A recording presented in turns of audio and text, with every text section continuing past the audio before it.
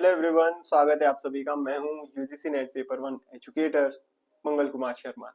और आज हम यूजीसी नेट का 7 जनवरी को हुआ पेपर वन डिस्कस करने वाले हैं, जो फर्स्ट शिफ्ट में हुआ था उसे डिस्कस करने वाले हैं। तो हर एक क्वेश्चन को डिटेल में, जैसा कि हम पीवाईक्यू एनालिसिस करते हैं, डिटेल में समझने वाले हैं। और सेशन शुरू करने से पहले मैं आपको बताना चाहूंगा, हमारा पेपर वन का कोर्स लाइव है। अभी हाल फिलहाल में ही बैच शुरू हुआ है, अभी आप ज्वाइन कर सकते हैं। और कुछ क्लासेस अगर आपकी मिस हो गई तो वो आपको रिकॉर्डिंग में भी मिल जाएगी। जो हमारा बैच है 100% उसमें रिकॉर्डेड कवरेज भी रहती है, तो आप इसे ज्वाइन कर सकते हैं। अगर आप जॉब करते हैं या आपका कॉलेज चल रहा है, मास्टर्स कर रहे हैं, तो उस दौरान अगर प्रिपरेशन करना चाहते हैं, कई बार चीज़ें ऐसी रहती है कि आप लाइव क्लास नहीं ले पाते हैं। अगर आप लाइव क्लास नहीं भी ले सकते हैं तो भी आप रिकॉर्डिंग से अपना कोर्स कवर कर सकते हैं। डाउट क्लियरिंग सेशन में अपने डाउट्स पूछ सकते हैं। और 24/7 व्हाट्सएप पर भी आप अपने डाउट्स हमें भेज सकते हैं। और इस फैसिलिटी का कोई भी अलग से हम चार्ज नहीं करते हैं, ये फैसिलिटी आपको कोर्स में ही दी जाती है। पीडीएफ नोट्स आपको दिए जाते हैं, हिंदी इंग्लिश दोनों ही लैंग्वेजेस में बाइलिंगुअल नोट्स दिए जाते हैं, पढ़ाया जाता है, जिसको आप डाउनलोड करके पढ़ सकते हैं। चाहे तो नोट्स को आप प्रिंट करके भी पढ़ सकते हैं। प्रीवियस ईयर क्वेश्चंस का डिटेल एनालिसिस यहाँ पे किया जाता है और हर एक चीज को डिटेल में समझा जाता है कि एग्जाम में किस तरह के क्वेश्चंस पूछे जा रहे हैं और अलग अलग तरह के क्वेश्चंस को हमें एग्जाम में किस तरह से अप्रोच करना चाहिए। यूनिट वाइज क्विज आपको प्रोवाइड किया जाता है वीकली बेसिस पे, जिससे कि आपकी प्रैक्टिस बनी रहे। हैंड्स ऑन प्रैक्टिस अगर आप बनी रहेगी तो आपको एग्जाम में उससे काफी हेल्प रहेगी। और जब आप हमारा कोर्स लेते हैं तो एक ई सर्टिफिकेट भी आपको प्रोवाइड किया जाता है। साथ ही अगर आप इकोनॉमिक्स के स्टूडेंट हैं तो मैं आपको बताना चाहूंगा कि एमएस स्टडी गुरु इंडिया का लार्जेस्ट इकोनॉमिक्स का प्लेटफॉर्म है।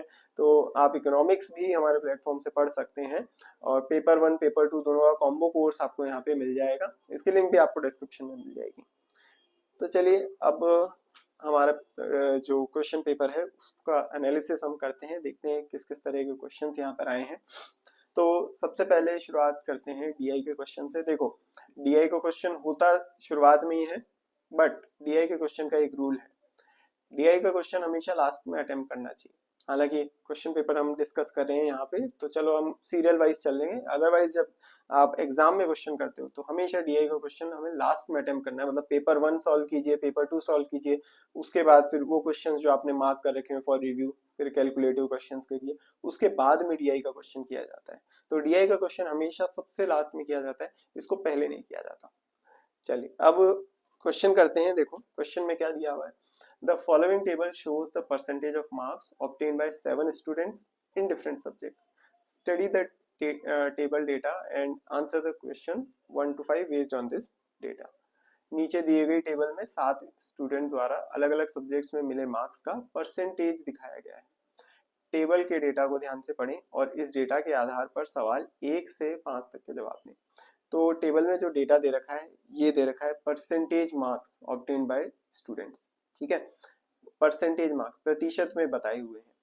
इसका मतलब क्या है? देखो, इसका मतलब ये है कि इंग्लिश में 150 मार्क्स का टोटल पेपर था, उसमें से 80% मार्क्स आए हैं। ठीक है, ए के इंग्लिश में 80% मार्क्स आए हैं, तो यानी कि मार्क्स कितने हो जाएंगे? 150 का 80%, उतने मार्क्स आए हैं। 120 मार्क्स आए हैं, कहने का मतलब ये। तो देखिए, जब इस तरह का क्वेश्चन आए तो सबसे पहले तो हम क्या करेंगे? टेबल बनाएंगे। ठीक है, और टेबल में हम परसेंटेज मार्क्स ना लिखकर एब्सोल्यूट मार्क्स जो है वो हम यहाँ पे मेंशन करने वाले हैं। तो देखिए कैसे करना है।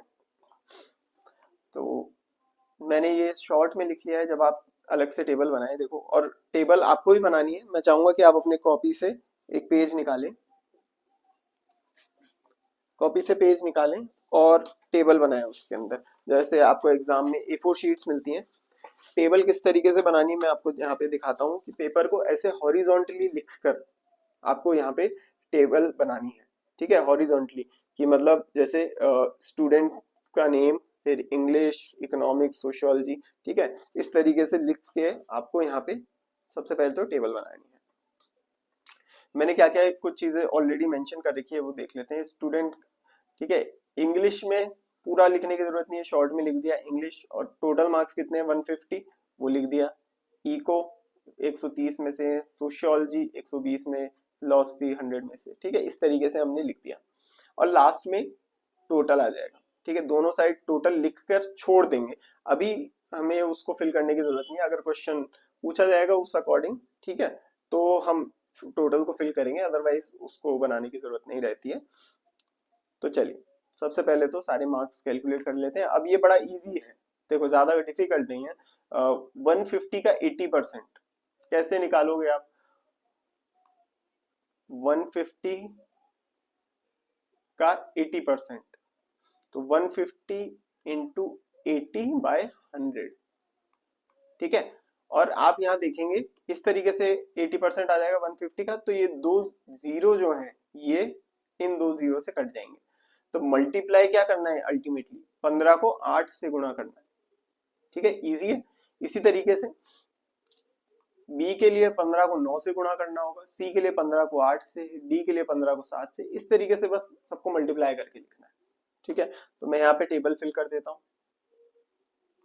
15 अठे 120, 15 नाम 135, 15 अठे दोबारा से 120, 15 सत्ते 105, देन अगेन 105, 15 छिक्की 90, तो ये हो गया, ठीक है। आई बात समझ में? अब इकोनॉमिक्स के 130 में से दे रखे हैं, कितने परसेंटेज मार्क्स आए हैं? 50%। तो इसमें भी सेम वही काम करेगा, देखो 130 का 50%, ठीक है, ये दो जीरो से दो जीरो कट जाएंगे, तो अल्टीमेटली बचा क्या? 13 को 5 से गुणा करना है। 13 को 5 से गुणा करके लिख दो, 13 पंजे 65। फिर उसके बाद 13 को 8 से गुणा करके लिख दो 104। फिर 13 को 6 से गुणा करके लिख दो 78।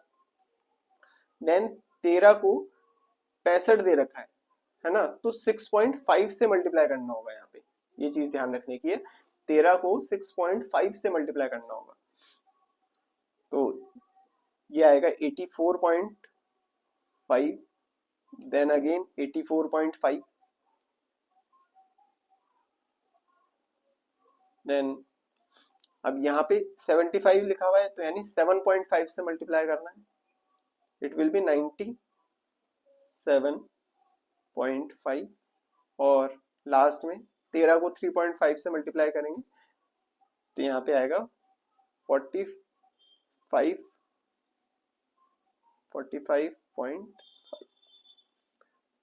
ठीक है, 45.5। देन नेक्स्ट सोशियोलॉजी में अगेन सेम फॉर्मूला, तो मैं मानता हूं आप समझ गए होंगे, 12 को 8 से गुणा करना होगा। इसी तरीके से सबको फिल कर लेते हैं हम। 12 अठे 96, 12 सत्ते 84, देन अगेन 12 को 7 से करेंगे 84, 12 को 8 से करेंगे 96, सिमिलरली 96, देन 12 को 6 से 72, और 12 को 5 से गुणा करेंगे तो 60। ओके, अब फिलॉसफी में जो मार्क्स हैं वो आउट ऑफ 100 ही दे रखे हैं, आउट ऑफ 100। तो यहाँ पे तो परसेंटेज और एब्सोल्यूट मार्क्स सेम ही हो जाएंगे, तो ये आ गया 60, 40, 70, 80, 75, 80 और 70। देन फिजिक्स के 60 में से है ये, ठीक है, तो 6 सत्ते 42, सिमिलरली 48, 48, 36, 30, 24 एंड 42, ठीक है। ये आपको साथ ही साथ करना होगा मेरे, तभी आपको समझ में आएगा ना, और टेबल को बनाते रहिएगा, जिस तरीके से मैं बना रहा हूँ आप भी फिल करते रहिए। फिर आईटी के 40 में से 80%, तो अगेन दो जीरो तो 100 से कैंसिल हो जाएंगे, 4 अठे 32,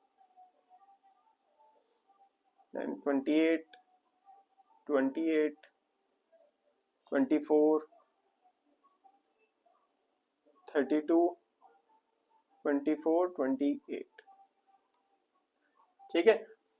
तो सबसे पहले तो हमने ये टेबल बना लिया।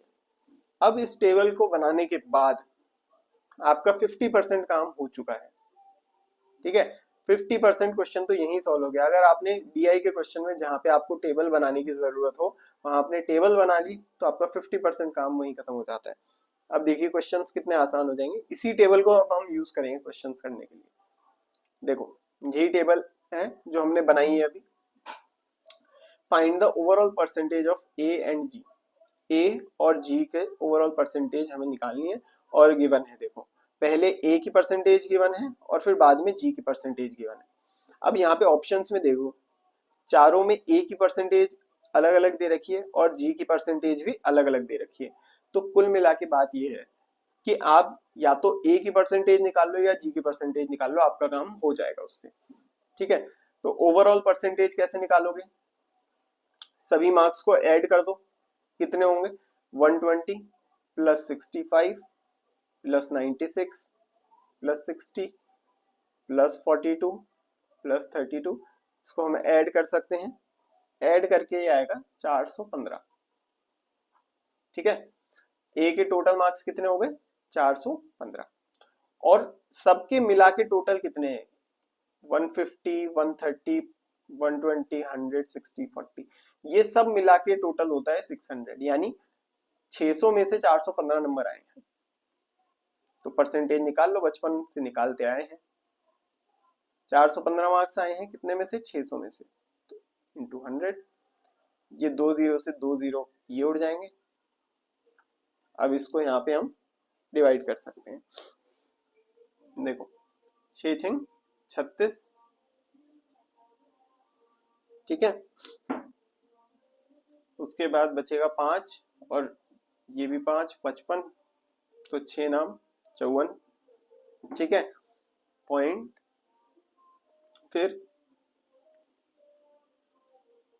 55 में से 54 गए तो एक बचा, पॉइंट लगा के 0 10, तो एक बार और जाएगा। ठीक है, 69.1 आ गया, तो 69.1, तो यानी कि 69.16, ये ए का परसेंटेज हो गया। जी का कैलकुलेट करने की हमें जरूरत ही नहीं है, आंसर हमें यहीं से मिल गया है। ठीक है, आया समझ में। तो ये इजी हो गया है क्योंकि हमने पहले टेबल बना के रख ली। अब हमारे से कुछ भी पूछ लो टेबल के अंदर, सब हमें पता है। फिर देखो next, find the average marks in sociology and IT respectively obtained by all the students A to G। ठीक है, सोशियोलॉजी और IT में एवरेज मार्क्स कितने हैं वो हमें निकालना है। ठीक है, अब ये सोशियोलॉजी के मार्क्स हैं, पहले सोशियोलॉजी के मार्क्स दे रखे हैं एवरेज मार्क्स और बाद में IT के एवरेज मार्क्स दे रखे हैं। ठीक है, अब यहाँ पे ध्यान देने वाली बात क्या है, देखो IT के मार्क्स जो हैं दो में कॉमन है, मतलब 28 यहाँ भी आ रहा है और यहाँ भी आ रहा है, 30 यहाँ भी आ रहा है और यहाँ भी आ रहा है, तो IT के मार्क्स नहीं निकालूंगा। अगर मैं सोशियोलॉजी के एवरेज मार्क्स निकालता हूँ तो मेरे को सिर्फ सोशियोलॉजी के एवरेज मार्क्स निकालना होगा, मेरा आंसर आ जाएगा। IT में तो अगर निकाल लिया, मान लो 28 आ रहा है, तो अब 28 कौन सा वाला, ये वाला ऑप्शन 1 वाला या ऑप्शन 3 वाला, वो नहीं पता, फिर मुझे दोबारा से सोशियोलॉजी का कैलकुलेट करना होगा। तो बेटर क्या है कि मैं सोशियोलॉजी का ही डायरेक्टली एवरेज मार्क्स कैलकुलेट करता हूँ। एवरेज मार्क्स के लिए सबसे पहले मैं इसका टोटल करता हूँ, 96 plus 84 plus 84 plus 96 plus 96 plus 72 और प्लस 60। तो मैं यहाँ पे टोटल करता हूँ, सोशियोलॉजी का टोटल जो आ रहा है दैट इज 588,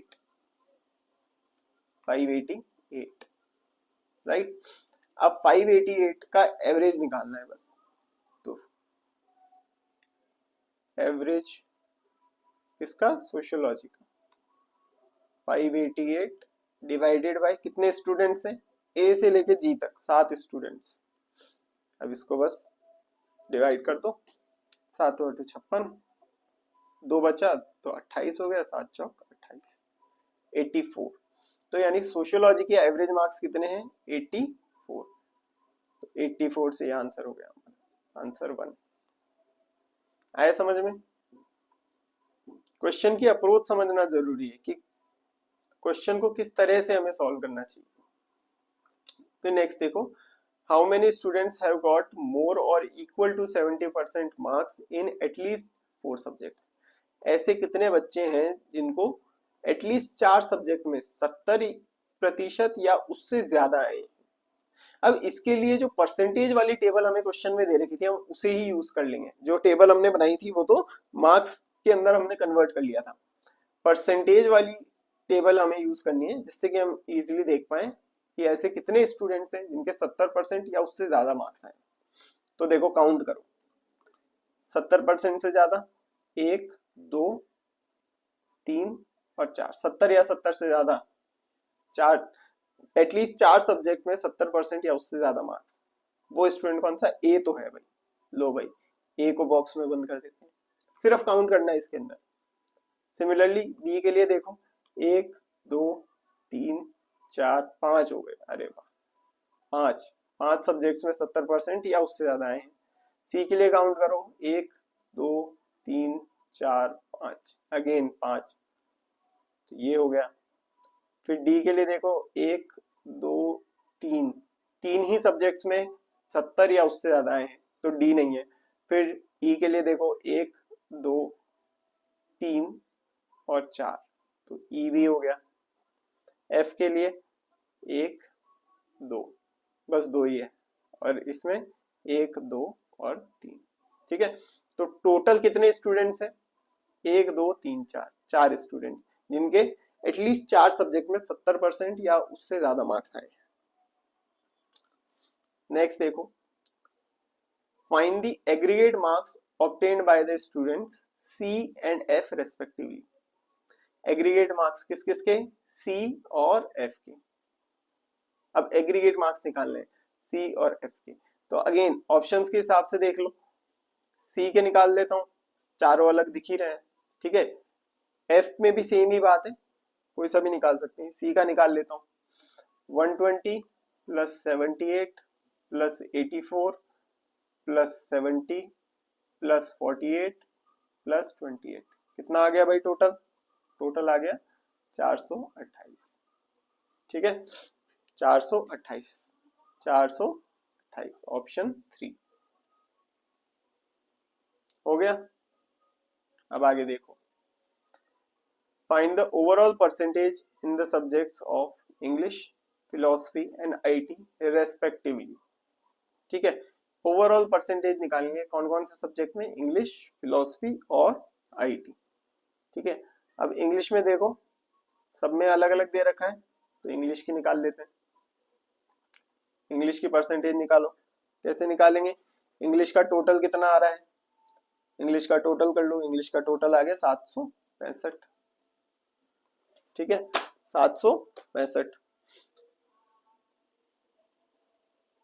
765 कितने में से 765? देखो इंडिविजुअली हर नंबर 150 में से है ना, 150 में से 120, 150 में से 135, 150 में से 120, इस तरीके से है, ठीक है। तो टोटल कितने हो जाएंगे? 150 इंटू 7, ठीक है भाई। एग्रीगेट मार्क्स बच्चों के कितने आए हैं? 765, और कितने में से आए हैं? 150 गुणा 7, ठीक है। 150 गुणा 7 में से आए हैं, और इसका परसेंटेज निकालना है हमें, तो इंटू 100 और कर देते हैं, ठीक है।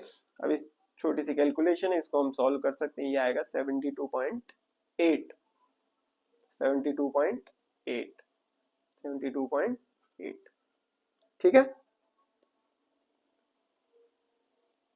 चलो फिर नेक्स्ट क्वेश्चन, कम्युनिकेशन का एक मॉडल है ना, उसमें से ये क्वेश्चन पूछा गया है। लास्टवेल का मॉडल जो आता है उससे पूछा गया है। तो यहाँ पे कम्युनिकेशन के एलिमेंट्स दिए हुए हैं और उनका एक्सप्लेनेशन दे रखा है, इसको मैच करते हैं। चलिए देखो, हु कौन किसके लिए यूज किया जाता है? कम्युनिकेटर, संचारकर्ता के लिए, ठीक है। सेज व्हाट क्या कहता है, तो किसके बारे में बताए बात की जा रही है? मैसेज के बारे में, कि वो क्या मैसेज देता है। इन विच चैनल, कौन से चैनल में, तो यहाँ पे मीडिया की बात हो रही है। और लास्ट में टू हुम, किसके लिए कहता है, किसको कह रहा है? ऑडियंस के लिए। सुनने वाली कौन है? ऑडियंस। चलिए next, which of the following statement are logically equivalent, अब लॉजिकली इक्विवेलेंट कौन कौन से है देखो, no cars are non vehicles, कोई भी कार नॉन व्हीकल नहीं है, सम कार्स आर व्हीकल्स, कुछ कारें व्हीकल हैं, ऑल व्हीकल्स आर कार्स, सभी कारें व्हीकल हैं, ऑल कार्स आर व्हीकल्स, सभी कारें व्हीकल हैं। ठीक है, तो यहाँ पे जो लॉजिकली इक्विवेलेंट है वो कौन कौन से हैं, वो है हमारे, देखो ऑल कार्स आर व्हीकल्स, एक तो ये वाला, और no cars are non vehicles. और किसमें है ये ऑब्वर्जन हो रहा है यहाँ पे, ऑब्वर्जन।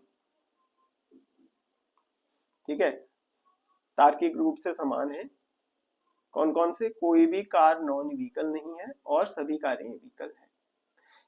ऑब्वर्जन का रूल क्या होता है, देखो ऑब्वर्जन का रूल होता है कि जो क्वालिटी है, क्वालिटी जो है, गुण है, उसको हमें बदलना है, चेंज करना है इसको। ठीक है, चेंज करना है। और दूसरा रूल कि प्रेडिकेट जो है, प्रत्यय जो है या विधेय जो है, विधेय बोल लो प्रत्यय बोल लो, जो उसका हमें नेगेशन बनाना है। नेगेशन कैसे बनाते हैं, नेगेशन जैसे व्हीकल का नॉन व्हीकल्स हो जाएगा, ठीक है, वाहन का गैर वाहन हो जाएगा, ठीक है, इंसान का गैर इंसान हो जाएगा। तो इस तरीके से हम ये नेगेशन बना सकते हैं। ठीक है, प्रतीकात्मक बना लिया हमने, उल्टा बना लिया बेसिकली। ठीक है, अब अगर मैं लेता हूं ऑल कार्स आर व्हीकल, तो इसका ऑब्वर्जन बनाने की कोशिश करो। ऑल का मैं क्या कर दूंगा, नो कर दूंगा, क्वालिटी चेंज हो रही है, क्वांटिटी सेम है, इसलिए ऑल का क्या हो गया, नो हो गया। और प्रेडिकेट क्या है, विधेय है हमारा व्हीकल, व्हीकल का क्या हो जाएगा, नॉन व्हीकल। ठीक है, हिंदी में भी देख लो, सभी को किस में बदल देंगे, कोई भी नहीं में बदल देंगे, है ना। और जो विधेय है व्हीकल, उसको नॉन व्हीकल में चेंज कर दिया, विधेय भी बदल गया। ठीक है, तो ये क्या हो रहा है यहाँ पे, ऑब्वर्जन।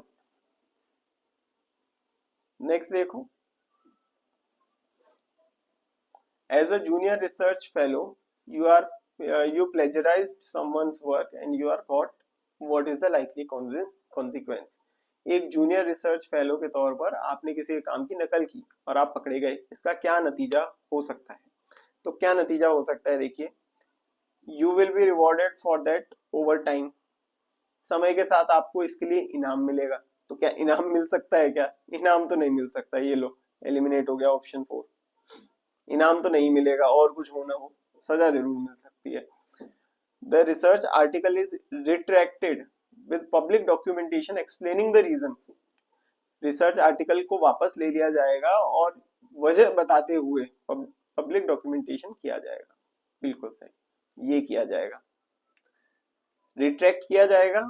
और जो मैं बता दूं, पेपर का जो डीओआई होता है, जहां पे ऑनलाइन डीओआई जो स्टोर है, तो वहां से मतलब लिखा रहेगा वहां पे, the paper has been retracted, और ये ओवर लाइफ टाइम लिखा रहेगा। तो प्लेजरिज्म से बचना चाहिए। इट इज अकेडमिक लाइफ में, अकेडमिक जगत में ये प्लेजरिज्म जो है, नकल करने वाली चीज है, ये सबसे बड़ा अपराध है, इससे बचना चाहिए। ऑनलाइन रहेगा और हमेशा मतलब ये चीज रहेगी, कोई अगर उस पेपर पे जाके, आपके पेपर पे जाके सर्च करेगा, तो वहां पे ऑनलाइन लिखा हुआ आएगा कि the paper has been retracted. तो इससे हमें बचना भी चाहिए। तो बी वाली चीज तो हो जाएगी, चलो ये ऑप्शन भी हटा दो, ठीक है, क्योंकि इसमें बी नहीं है। फिर देखो, बी और डी दोनों में कॉमन आ रहा है, अप्रोच समझना क्वेश्चन की। देखो, ऑप्शन 2 और ऑप्शन 3 दोनों के अंदर बी आ रहा है और दोनों के अंदर डी आ रहा है, तो यानी बी और डी तो होंगे ही होंगे। अब हमें चेक करना है ऑप्शन सी को, कि ऑप्शन सी सही है या गलत है। The institute funding your research takes disciplinary action, जो इंस्टीट्यूट आपकी रिसर्च को फंड कर रहा है, वह अनुशासनात्मक कार्यवाही करेगा। तो बी सी डी तीनों ही सही हो जाएंगे, अनुशासनात्मक कार्यवाही तो होगी होगी, डिसिप्लिनरी एक्शन तो आपके ऊपर लिया ही जाएगा। नेक्स्ट देखिए, असर्शन और रीजन वाला क्वेश्चन है, the UGC made a course on research and publication ethics compulsory for all students pursuing PhD as as they all are potential college and university teachers. UGC ने PhD कर रहे सभी छात्रों के लिए रिसर्च और पब्लिकेशन एथिक्स पर एक कोर्स अनिवार्य कर दिया है, क्योंकि वे सभी संभावित कॉलेज और यूनिवर्सिटी टीचर हैं। तो होना ही चाहिए, अगर भविष्य में आप कॉलेज और यूनिवर्सिटी में टीचर बनने वाले हैं तो आपको रिसर्च के एथिक्स, पब्लिकेशन के एथिक्स पता होने चाहिए। फिर रीजन क्या बताया हुआ है, a teacher must have appropriate understanding of research ethics to teach how to produce knowledge ethically. यही बात कह रखी है कि अगर आपको नॉलेज प्रोड्यूस करनी है, ज्ञान को नैतिक रूप से कैसे उत्पन्न किया जाए, ये सब आपको पता होना चाहिए। सिखाने के लिए एक टीचर को रिसर्च एथिक्स की उचित समझ होनी चाहिए। तो दोनों ही बात सही है, असर्शन भी सही है, रीजन भी सही है और करेक्ट एक्सप्लेनेशन भी है। Next, statistically speaking, men who eat more bananas are more likely to be in committed relations. So start eating more bananas. Which of the following fallacies is committed in the above argument? आंकड़ों के हिसाब से जो पुरुष ज्यादा केले खाते हैं उनके कमिटेड रिलेशनशिप में होने की संभावना ज्यादा होती है, इसलिए ज्यादा केले खाना शुरू कर दें। अब ये बात सुन के हमारे जो सिंगल भाई हैं वो क्या करेंगे, कल से ही केला खाना शुरू कर देंगे कि भाई अगर केला खाएंगे तो एक कमिटेड रिलेशनशिप में हम भी आ सकते हैं, है ना। तो ऐसा बिल्कुल नहीं है। कौन सी फैलेसी है, देखो फेलेशियस आर्ग्यूमेंट है, विश्वास ना करें इस पे। तो फैलेसी कौन सी है, फॉल्स कॉज, मिथ्या कारण, झूठा कारण, ये यहाँ पे फैलेसी है, गलत कारण बताया हुआ है। Next is which of the following technology was introduced in the development of third generation of computers. तीसरी पीढ़ी के कंप्यूटर के विकास में निम्नलिखित में से कौन सी टेक्नोलॉजी पेश की गई थी। तो थर्ड जनरेशन ऑफ कंप्यूटर में कौन सी टेक्नोलॉजी प्रोड्यूस करी गई थी, इंटीग्रेटेड सर्किट्स। नेक्स्ट देखिए, if LM represents a number L is base M number system. इन आना चाहिए, थोड़ी सी टाइपिंग मिस्टेक है इसके अंदर। in base M number system, then which of the following numbers are equivalent to AD16। तो देखो AD16 की वैल्यू निकालनी है पहले तो हमें, और देखना है कि इनमें से कौन सा है जो कि AD16 के बराबर है। अब इसको सॉल्व करना पड़ेगा। देखो AD16 हेक्सागोनल नंबर है, हेक्सागोनल नंबर सिस्टम, ठीक है। तो सबसे पहले एक चीज देखो कि ये जितने भी नंबर्स दे रखे हैं, ठीक है, AD16 है, 255 बेस 8, फिर ये कोई बाइनरी नंबर दे रखा है 173 विद बेस 10, 1141 विद बेस 5, ये सभी नंबर जो है हमें कंपेयर करना होगा कि कौन से इक्विवेलेंट है। इक्विवेलेंट कैसे कंपेयर करोगे, जब हम सभी को डेसिमल में चेंज कर लेंगे। तो सभी को डेसिमल में चेंज करते हैं। देखो AD16 कैसे चेंज करेंगे, A का मतलब क्या होता है, A का मतलब होता है 10, D का मतलब हो जाएगा 13, बेस कितना लेना है 16, तो बेस नीचे लिख दो 16, फिर इसकी पावर लगानी है 0 और 1। सॉल्व करो इसको, 10 और 13 तो एज इट इज आएंगे, 16 to the power 0 is 1, 16 to the power 1 is 16। अब मल्टीप्लाई कर दो, 13 into 1 is 13 plus 10 into 16 is 160, add कर दो 173। अब 173 किस में आ गया, डेसिमल नंबर सिस्टम में, ठीक है। अब इन ऑप्शंस को देखो, इन ऑप्शंस में एक ये डेसिमल नंबर सिस्टम दे रखा है 173 विद बेस 10, है ना। तो यानी कि C तो आना ही चाहिए, तो जहां पे C नहीं है उसको हटा दो, C यहां नहीं है, C यहां नहीं है, ठीक है, दो में C नहीं है। अब इन दोनों ऑप्शंस को कंपेयर करो, फर्स्ट और फोर्थ को, फर्स्ट और फोर्थ को कंपेयर करो। देखो A तो दोनों में आ ही रहा है, यानी A तो डेफिनेटली, अगर हम इसको कैलकुलेट करेंगे तो A तो डेफिनेटली कितना ही आएगा, 173 विद बेस 10 ही आएगा। सिमिलरली सी के लिए भी ये चीज सही है, सी के लिए तो मतलब हमने देख ही लिया है ना। और बी और डी में से हमें कंपेयर करना होगा, तो या तो बी कैलकुलेट कर लो या डी कैलकुलेट कर लो। तो बी को कैलकुलेट कर लेते हैं क्योंकि बाइनरी तो हम करते ही हैं इसलिए। तो बाइनरी नंबर क्या है, ये बाइनरी नंबर है 1 0 1 0 1 1 0 1। ठीक है, ये बाइनरी नंबर लिख दिया। इसके नीचे क्या करना है, बेस कितना है 2, तो बेस में 2 लगा दो, 2 2 2 2 2 2 2 2 2 नो ये लगा दिया। ठीक है, अब पावर लगाओ 0 1 2 3 4 5 6 7। बड़ा सिंपल सा प्रोसीजर, स्टैंडर्ड प्रोसीजर है जो हम फॉलो कर रहे हैं। ऊपर नंबर आ गया, नीचे बेस आ गया। देन इस पावर को सॉल्व करके लिखो।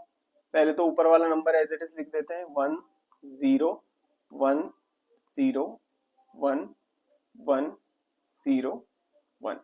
ठीक है, पावर को सॉल्व करके लिखो। 2 की पावर 0 इज 1, 2 की पावर 1 is 2, 2 की पावर 2 is 4, 2 की पावर 3 is 8, similarly 16, 32, 64 and 128। अब मल्टीप्लाई करते चलो और आंसर लिखते चलो। 1 into 1 is 1 plus 0 into 2 is 0 plus 4 into 1 is 4, similarly 8 0 32 0 और 128। ऐड कर दो, ऐड करने पे इट विल बी 173। तो यानी कि बाइनरी नंबर की भी जब हमने वैल्यू निकाली, डेसिमल में चेंज किया, तो कितना आ रहा है 173। So B is correct, B is correct. तो ए बी और सी हो जाएगा। देखो पहले हमने देख लिया था कि बी और डी में ही कंफ्यूजन था, तो बी वाली चीज सही है, तो ए बी और सी ये आंसर हो जाएगा। आया समझ में? चल अगला क्वेश्चन देखते हैं। Which of the following university is not amongst the first 3 universities opened in India in 1857? निम्नलिखित में से कौन सी यूनिवर्सिटी 1857 में भारत में खोली गई पहली 3 यूनिवर्सिटियों में से नहीं है? तो कौन सी नहीं है? देखो देखो 1857 के अंदर 3 यूनिवर्सिटीज खोली गई थी, बीएमसी यूनिवर्सिटीज। मैं लेक्चर में तो कई बार ये चीज बताई है, 1857 मतलब बीएमसी यूनिवर्सिटीज, बहुत इंपॉर्टेंट है। बीएमसी से बी से हो गया बॉम्बे, एम से हो गया मद्रास, सी से हो गया कैलकाटा। तो ये तीनों तो खोली गई थी, जो नहीं खोली गई थी कौन सी है? University of Delhi, Delhi university. और कमेंट में मुझे बताइएगा कि यूनिवर्सिटी ऑफ दिल्ली को कब एस्टेब्लिश किया गया था, उसकी डेट कौन सी थी, कमेंट में बताइएगा। चलिए फिर question 14, identify the correct sequence of steps A to D followed by the CPU as it processes each instruction in a program। एक प्रोग्राम में हर इंस्ट्रक्शन को प्रोसेस करते समय CPU द्वारा फॉलो किए जाने वाले स्टेप्स A से D के सही सीक्वेंस को पहचानें। तो सबसे पहले क्या किया जाएगा? देखो हमने कोई भी उसको कमांड दिया है, तो CPU क्या करेगा कि सबसे पहले जिस चीज के बारे में जो ऐसे कोई कमांड दिया गया है, तो सबसे पहले वो डेटा को फेच करेगा, डेटा को लेकर आएगा। ठीक है, जो भी चीज दिया है जिससे भी रिलेटेड जो भी डेटा है, ठीक है, उसको लेके आए। उसके बाद चीज को डिकोड करेगा। ठीक है, जो भी आपने कोई इंस्ट्रक्शन दिया है जो भी, ठीक है, अकॉर्डिंगली उसको डिकोड करेगा, फिर उसको एग्जीक्यूट करेगा और लास्ट में एग्जीक्यूट करने के बाद उसको अपने हार्ड डिस्क में या एसएसडी में स्टोर कर देगा। सिंपल सा procedure. Next, which of the following characteristics of mass communication are true? Mass communication की इनमें से कौन सी विशेषताएं सही है? तो मास कम्युनिकेशन की कौन सी विशेषताएं सही है? देखिए, it needs a mass medium, इसके लिए एक मास मीडियम की जरूरत है, बिल्कुल जरूरत है, सही है। तो ए सही है, तो जिनमें ए नहीं है उनको हटा दीजिए, ठीक है। अब देखिए, एक में आता है ए डी एंड ई और दूसरे में आता है ए बी एंड सी, तो बी सी इनको देख लो, समझ में आ जाएगा। इट इज इम्पर्सनल कम्युनिकेशन, ये बात भी बिल्कुल सही है ना। इम्पर्सनल कम्युनिकेशन होता है, पर्सनल कम्युनिकेशन जो आमने सामने बैठ के कर रहे हो, तो इम्पर्सनल कम्युनिकेशन तो है ही, तो बी सही है, तो हमारा आंसर क्या हो जाएगा, ये हो जाएगा।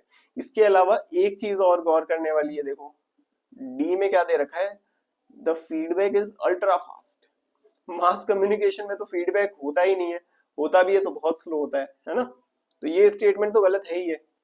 भाई मोदी जी आके टीवी पे कुछ कह गए, मोदी जी आके रेडियो पे अपनी मन की बात कह गए, अब मोदी जी ने अपनी मन की बात कही है, हमारी मन की बात उन तक थोड़ी पहुंच सकती है रेडियो से, ठीक है, उनके मन की बात पहुंच सकती है, तो जो हमारा फीडबैक है वो तो बहुत धीरे पहुंचेगा, राइट। तो डी तो गलत है ही है, तो डी भी हटा सकते हैं हम, ये भी हो गया। चलो नेक्स्ट देखो, if 40% of number x is added to another number y, then y becomes 125% of its previous value. Find which of the following is true regarding the values of x and y. देखो, यदि किसी संख्या x के 40% को दूसरी संख्या y में जोड़ा गया, ठीक है, जोड़ा जाता है, तो y अपने पिछले मान का 125% हो जाता है। x और y के मानों के संबंध में निम्नलिखित में से कौन सा सत्य है। अब ये रिलेशन दे रखी है खतरनाक, और समझ में नहीं आता, स्टेटमेंट कुछ दे रखा है, रिलेशन कुछ दे दिए, क्या करना है, कुछ नहीं करना है, सबसे पहले अपने दिमाग को शांत करना है। देखो, एक एक करके लाइन पढ़नी है और उसका मतलब समझना है, 2 बार पढ़िए, उसके बाद इक्वेशन बनाइए, ठीक है। एग्जाम में जो स्टेटमेंट बेस्ड क्वेश्चन आते हैं ना, स्पेशली उनको 2 बार पढ़ के और फिर हमें स्टेटमेंट बनाना है। तो मैं चाहूंगा वीडियो पॉज करके इसको 2 बार पढ़ लो, ठीक है, 2 बार पढ़ लो इसको।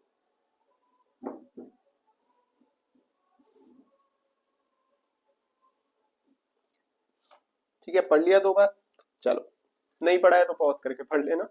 देखो, एक एक स्टेटमेंट पढ़ते हैं और फिर इक्वेशन बनाते हैं। If 40% of a number x, यदि x के 40% को, तो x का 40% क्या होगा, 40/100 x is added to another number y, x के 40% को दूसरी संख्या y में जोड़ा जाता है, तो y में जोड़ दिया, तो ये कितना बन जाता है, then y becomes 125% of its previous value. y अपने पिछले मान का 125% हो जाता है, तो 125% हो गया y। भाई y का पिछला मान क्या होगा, y का पिछला मान बिना कुछ छेड़े तो y y रहेगा, है ना। 100% ऑफ y इज y, तो y का पिछला मान कितना है, y है। और अगर x के 40% को जोड़ दिया जाता है, तो ये अपने मान का 125% हो जाएगा, यानी 125 डिवाइडेड बाय 100। ये हमारी बन गई इक्वेशन, ठीक है। जो स्टेटमेंट हमको लग रहा था कि यार इतना कॉम्प्लेक्स है, उससे ये सिंपल सी इक्वेशन बनी है। दोबारा स्टेटमेंट को और इक्वेशन को पढ़ के देख लो, अभी भी नहीं आया समझ में, तो एक बार और पढ़ के देख लो, आ जाएगा समझ में। अब इसको सॉल्व कर दो, देखो 20 से जाएगा 2 टाइम्स, ये जाएगा 5 times, 2/5 of x is equal to, y को एक साइड ले लेते हैं, 125 डिवाइडेड बाय 100 यानी 5/4 ऑफ y। y LHS से RHS में आएगा तो माइनस के साथ आ जाएगा, ठीक है। इसको सॉल्व करो तो 2/5x, ये तो एज इट इज आएगा, y को माइनस करोगे तो ये हो जाएगा 1/4y, ठीक है। अब x अपॉन y जो रेशियो है वो निकाल देते हैं, x अपॉन y, y इधर आ गया, और 2/5 जो LHS में है, इसको ये क्रॉस मल्टीप्लीकेशन में जाएगा, 5 ऊपर और 2 नीचे आके मल्टीप्लाई होगा, 5/8। x अपॉन y का रेशियो क्या आ गया, 5/8। इजी है, तो स्टेटमेंट को 2 बार पढ़ोगे तो समझ में आने लगेगा।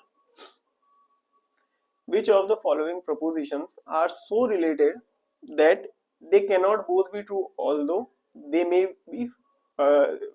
may both be false? निम्नलिखित में से कौन से प्रस्ताव इस तरह से संबंधित है कि वे दोनों सच नहीं हो सकते, हालांकि वे दोनों गलत हो सकते हैं। तो ऐसे कौन से स्टेटमेंट होते हैं जो दोनों साथ में सही नहीं हो सकते लेकिन दोनों साथ में गलत हो सकते हैं? कौन से हो सकते हैं? ऑल और नो वाले। ठीक है, जैसे देखो मैं कहता हूं कि इस दुनिया में ना सभी इंसान ईमानदार है, सभी इंसान ईमानदार है। All people on this earth are honest. क्या ये सही स्टेटमेंट है या गलत स्टेटमेंट है? गलत स्टेटमेंट है ना। तो ऑल वाले स्टेटमेंट गलत। इसके साथ में मैं कहता हूं कोई भी इंसान ईमानदार नहीं है ना। नो पर्सन इज ऑनेस्ट, ये भी गलत है। तो ये जो ऑल और नो वाले स्टेटमेंट्स हैं ये दोनों साथ में गलत हो सकते हैं। ठीक है, दोनों साथ में गलत हो सकते हैं, लेकिन क्या कोई ऐसा स्टेटमेंट हो सकता है कि ये दोनों ही साथ में सही हो जाए? है ना। कोई मान लो बहुत अच्छा सतयुग का टाइम आ गया, सतयुग का टाइम है, हम कहते हैं ऑल ह्यूमंस आर ऑनेस्ट, सभी इंसान ईमानदार है, ये बात सच हो गई। ठीक है, लेकिन इसके साथ ये सच नहीं हो सकता कि कोई भी इंसान ईमानदार नहीं है ना। तो ये जो ऑल और नो वाले सेंटेंस होते हैं, सभी और कोई भी नहीं वाले वाक्य, ये कभी भी साथ में सही नहीं हो सकते। एक सही है तो दूसरा गलत होगा ही होगा, और ये भी हो सकता है कि दोनों साथ में गलत हो जाए। तो all cars are vehicles and no cars are vehicles, सभी कारें वाहन है और कोई भी कार वाहन नहीं है, ये वो दोनों स्टेटमेंट है जो दोनों साथ में गलत हो सकते हैं। ठीक है, लेकिन दोनों साथ में सही नहीं हो सकते। फिर नेक्स्ट देखो, अब यहाँ पे कुछ डेटा दे रखा है, जैसे मान लो कि अप्रोप्रिएट एग्जांपल के अंदर बता रखा है किस तरह का डेटा हमें मेजर करना है और उसके लिए मेजरमेंट स्केल हम कौन सा चुनेंगे वो बता रखा है। तो देखो सबसे पहले आता है कलर ऑफ हेयर, बालों का रंग कैसा हो सकता है भाई? सफेद, काला, भूरा। ठीक है, तो ये कौन सी स्केल हो गई? नॉमिनल स्केल, जिसमें एज इट इज कुछ लिखा हुआ है और उन 2 3 4 ऑप्शंस में से कोई एक हमने लाके डाल दिया। फिर सेटिस्फेक्शन लेवल, अब सेटिस्फेक्शन लेवल को कैसे मेजर करोगे भाई? ये तो आप रैंक कर सकते हो। ठीक है भाई, आप ये नहीं बता सकते आपको पिज्जा खाने में कितना सेटिस्फेक्शन हुआ और दाल बाटी खाने में कितना सेटिस्फेक्शन हुआ, लेकिन आप कंपेयर कर सकते हो कि दाल बाटी जैसा मजा किसी चीज में नहीं है। हम तो राजस्थानी है, हमारे लिए दाल बाटी मतलब सबसे ऊपर, है ना। तो ये ऑर्डिनल स्केल की बात होगी सेटिस्फेक्शन। फिर उसके बाद आता है difference in temperature in degree Celsius, तो ये हो जाएगा इंटरवल। क्यों होगा इंटरवल? आप दो टेम्परेचर के बीच में डिफरेंस बता सकते हो भाई, टेम्परेचर 28 डिग्री सेल्सियस और टेम्परेचर 38 डिग्री सेल्सियस, दोनों में कितना डिफरेंस है? 10 डिग्री सेल्सियस का डिफरेंस है। ठीक है, लेकिन क्या एवरेज निकाल सकते हो? इसका कोई एवरेज सेंस बनाएगा कि दिल्ली में कितना तापमान है? दिल्ली में तापमान है मान लो 35, जयपुर में तापमान है 25, तो कोई ऐसे बोल सकता है कि हाँ ऑन एन एवरेज दोनों में 30 डिग्री सेल्सियस का तापमान है? ऐसा बोल सकते हैं? क्या इसमें कोई ट्रू जीरो एग्जिस्ट करता है कि भाई आइडियल टेम्परेचर कितना है, कितना होना चाहिए? भाई ये तो सबका अपना अपना है, किसी को 25 अच्छा लगता है, किसी को 30 अच्छा लगता है, ट्रू जीरो इसमें हो नहीं सकता, है ना। तो ये इंटरवल स्केल हो गया। और सैलरी ऑफ एम्प्लॉइज, तो ये हो जाएगा रेशियो स्केल, जहां पे सारे मैथमेटिकल ऑपरेटर्स आप लगा सकते हो, एग्रीगेट निकाल सकते हो, है ना।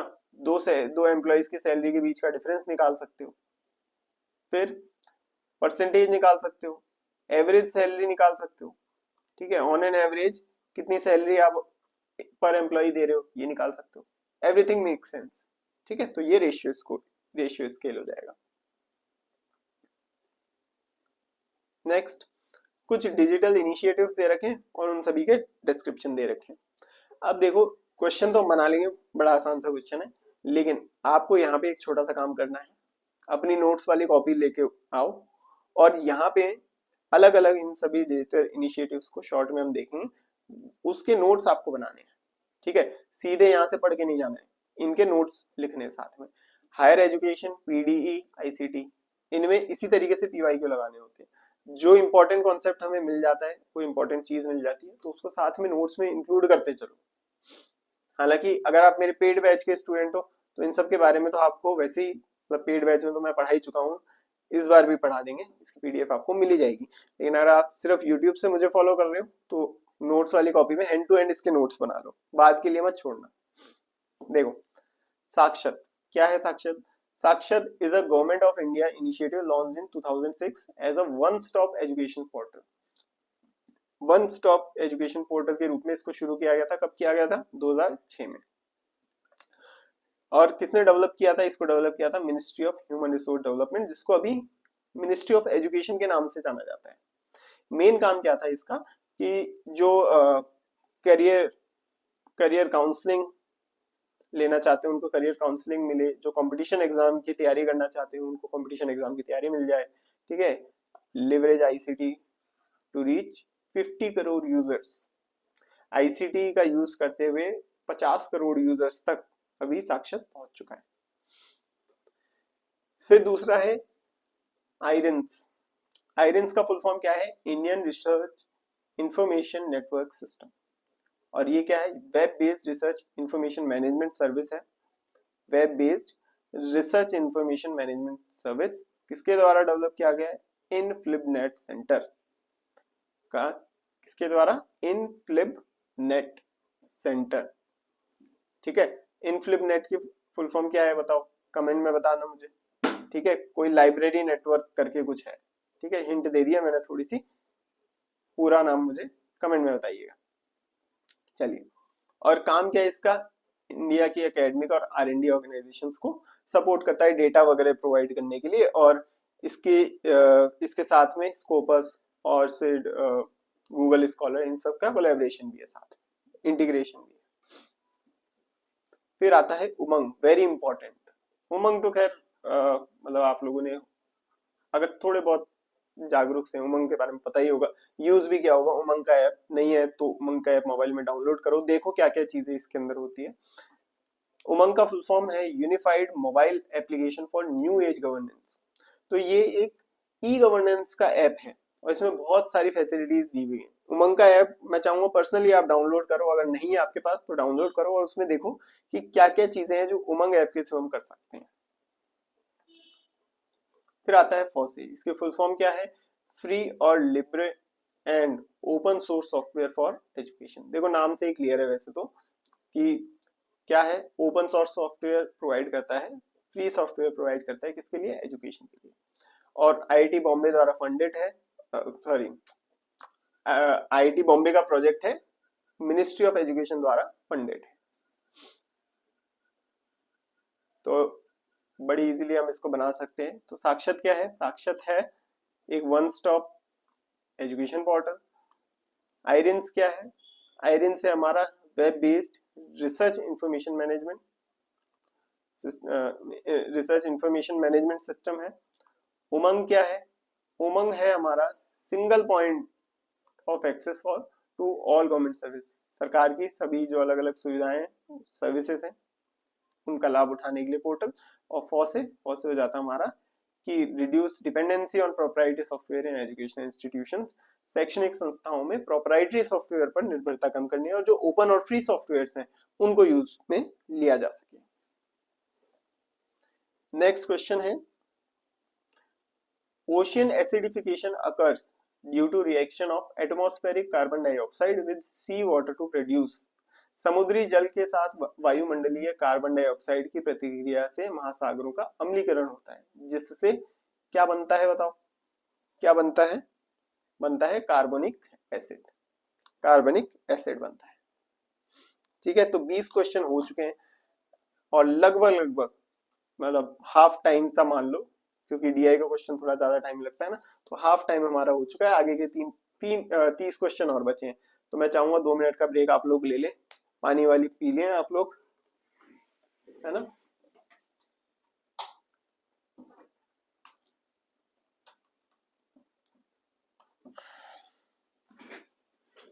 मैं भी पी लेता हूँ पानी थोड़ा सा।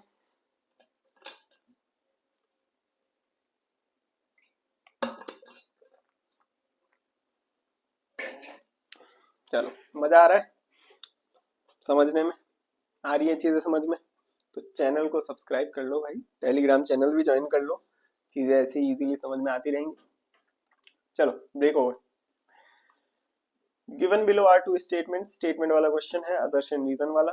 क्या आदर्शन है? Mass communication is the process of delivering information, ideas and attitudes to a sizeable and diversified audience. जनसंचार बड़ी और विविध ऑडियंस तक जानकारी, विचारों और दृष्टिकोणों को पहुंचाने की प्रक्रिया है। तो ये बिल्कुल सही है। मास कम्युनिकेशन का मतलब ही यही है कि बहुत बड़ी ऑडियंस तक हम जानकारी पहुंचाएं। फिर रीजन क्या दे रखा है? It uses media developed for that purpose. इसमें उस उद्देश्य के लिए विकसित मीडिया का उपयोग किया जाता है। तो ये दोनों ही बातें सही है, ठीक है। और आर जो है, रीजन जो है, वो करेक्ट एक्सप्लेनेशन है असर्शन का। फिर ये क्वेश्चन है, देखो इसके अंदर अलग अलग बायो रिजर्व्स का नाम दिया गया है और उसकी लोकेशन क्या क्या है उससे हमें मैच करना है। तो ये जो क्वेश्चन है ये आप अपने जस्ट नोट्स में इसको इंक्लूड कर लीजिए, हो सकता है इससे रिलेटेड आगे पूछा जाए, ठीक है। हालांकि ये ऐसे कोई बहुत ज्यादा कोई पॉपुलर बायो रिजर्व्स नहीं है या कुछ ऐसे इम्पोर्टेंट, बट हाँ, जैसा कि मैंने आपको बताया कि आईसीटी, पीडीई और हायर एजुकेशन, जब आप पीवाईक्यूज करें तो उसका फॉर्मूला यही होना चाहिए कि इनके जो फैक्चुअल नॉलेज है वो आप साथ के साथ उस पर नोट्स बनाते रहिए। तो इसको आप मैचिंग में साथ में लिख लीजिए, इन सभी बायो रिजर्व्स की लोकेशन कौन कौन सी है। देखो, नालंदा बायो रिजर्व ये कहाँ पर है? ये है उत्तराखंड में, sorry, Nanda Devi bio reserve, biosphere reserve कहाँ पर है? उत्तराखंड में। दूसरा, Pachmarhi bio reserve, Pachmarhi bio reserve कहाँ है? ये है आपका मध्य प्रदेश में। फिर सिमलीपाल बायो रिजर्व, ये है आपका उड़ीसा के अंदर। और नौकरेक बायो रिजर्व, ये आपका मेघालय के अंदर, ठीक है। इसको नोट्स बना दीजिए और आगे बढ़िए। A smart classroom is a, कौन सा है? टीचर सेंट्रिक क्लासरूम होगा, आईसीटी सपोर्टेड क्लासरूम होगा, फ्लिप ब्लेंडेड या लर्नर सेंट्रिक क्लासरूम। तो ये हो जाएगा ICT supported classroom. Smart classroom किसको कहेंगे? जो कि आईसीटी द्वारा सपोर्टेड है। जैसे क्लास के अंदर स्मार्ट बोर्ड लगा दिया तो वो आईसीटी सपोर्टेड क्लासरूम बन जाएगा। फिर देखो एच इंडेक्स हमें यहाँ पे बनाना है। एच इंडेक्स का क्वेश्चन है, the H index is a metric for the cumulative impact and productivity of a researcher's scholarly output. If Dr. Amit has published 10 research papers cited as follows: 9, 7, 3, 11, 4, 8, 2, 12, 6 and 1. What is the H index?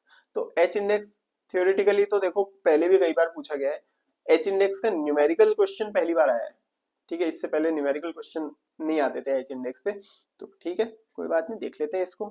Concept अगर वैसे clear है तो मतलब numerical question पूछ लिया जाए, आप ये इजीली बना सकते हैं, बड़े इजी होते हैं। देखो, तो सबसे पहले तो ये जो साइटेशंस का नंबर है उन्हें हमें लिखना है,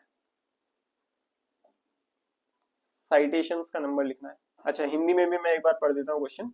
एच इंडेक्स किसी रिसर्चर के एकेडमिक काम के कुल असर और प्रोडक्टिविटी को मापने का एक पैमाना है। अगर डॉक्टर अमित ने 10 रिसर्च पेपर पब्लिश किए हैं जिन्हें इस तरह से साइट किया गया है: 9, 7, 3, 11, 4, 8, 2, 12, 6 और 1, तो एच इंडेक्स क्या है? तो एच इंडेक्स निकालते हैं। देखो, सबसे पहले तो ये जो साइटेशंस दे रखे हैं, नंबर ऑफ साइटेशंस, इसको आपको डिसेंडिंग ऑर्डर में लिखना है, ठीक है, अवरोही क्रम में लिखना है। तो बड़ा पहले छोटा बाद में। तो 12, 11, 9, 8, 7, 6, 4, 3, 2 और 1, ठीक है। ये आ गया आपका साइटेशन।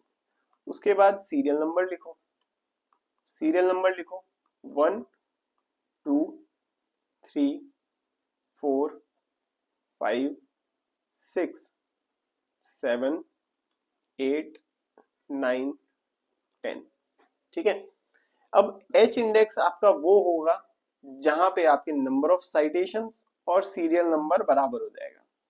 तो एच इंडेक्स आ गया हमारा, कितना आ गया? 6। अच्छा, अब यहाँ पे क्वेश्चन आती है कि मान लो अगर यहाँ पे 6 हो ही नहीं तो फिर क्या करें। अगर 6 नहीं होता तो यहाँ पे मैं इसको दूसरी इंक से लिखता हूँ कि 5 तक तो ऐसे ही चलता, उसके बाद क्या होता, 6 ये होता, 7 ये होता, 8 9 इस तरीके से होता। अब उस केस में एच इंडेक्स क्या माना जाएगा, उस केस में एच इंडेक्स हम इसे मानेंगे।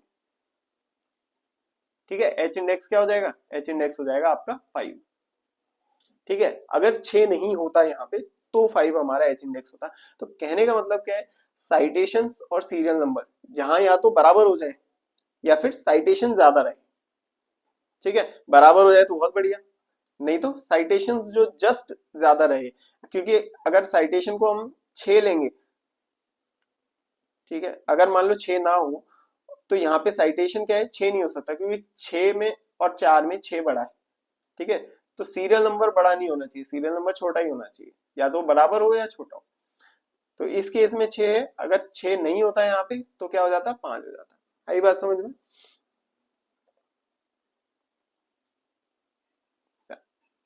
नेक्स्ट देखो, अब देखो ये भी बड़ा अच्छा क्वेश्चन है। In a certain code language very bright voice is coded as 654। Very bright voice को 654 से कोड किया जाता है। अब देखो ये एक पुराना सिस्टम है कोडेड लैंग्वेज लिखने का। देखो इसको कैसे सॉल्व करते हैं।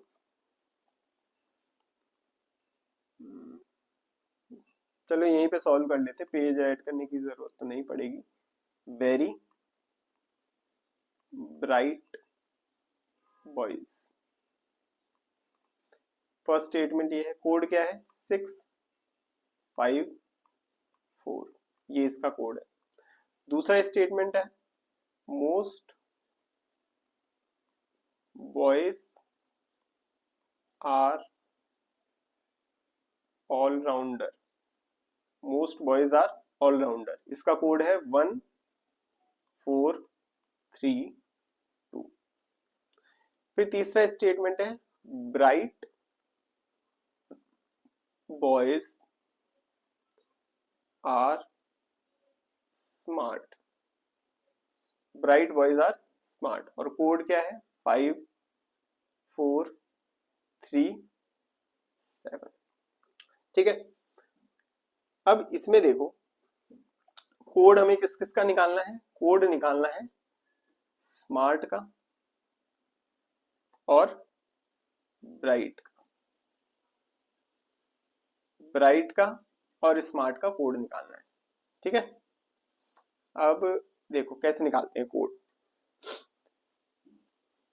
अब यहाँ पे इस चीज पे ध्यान दो, बॉयज यहां भी आ रहा है, यहां भी आ रहा है और यहां भी आ रहा है ना।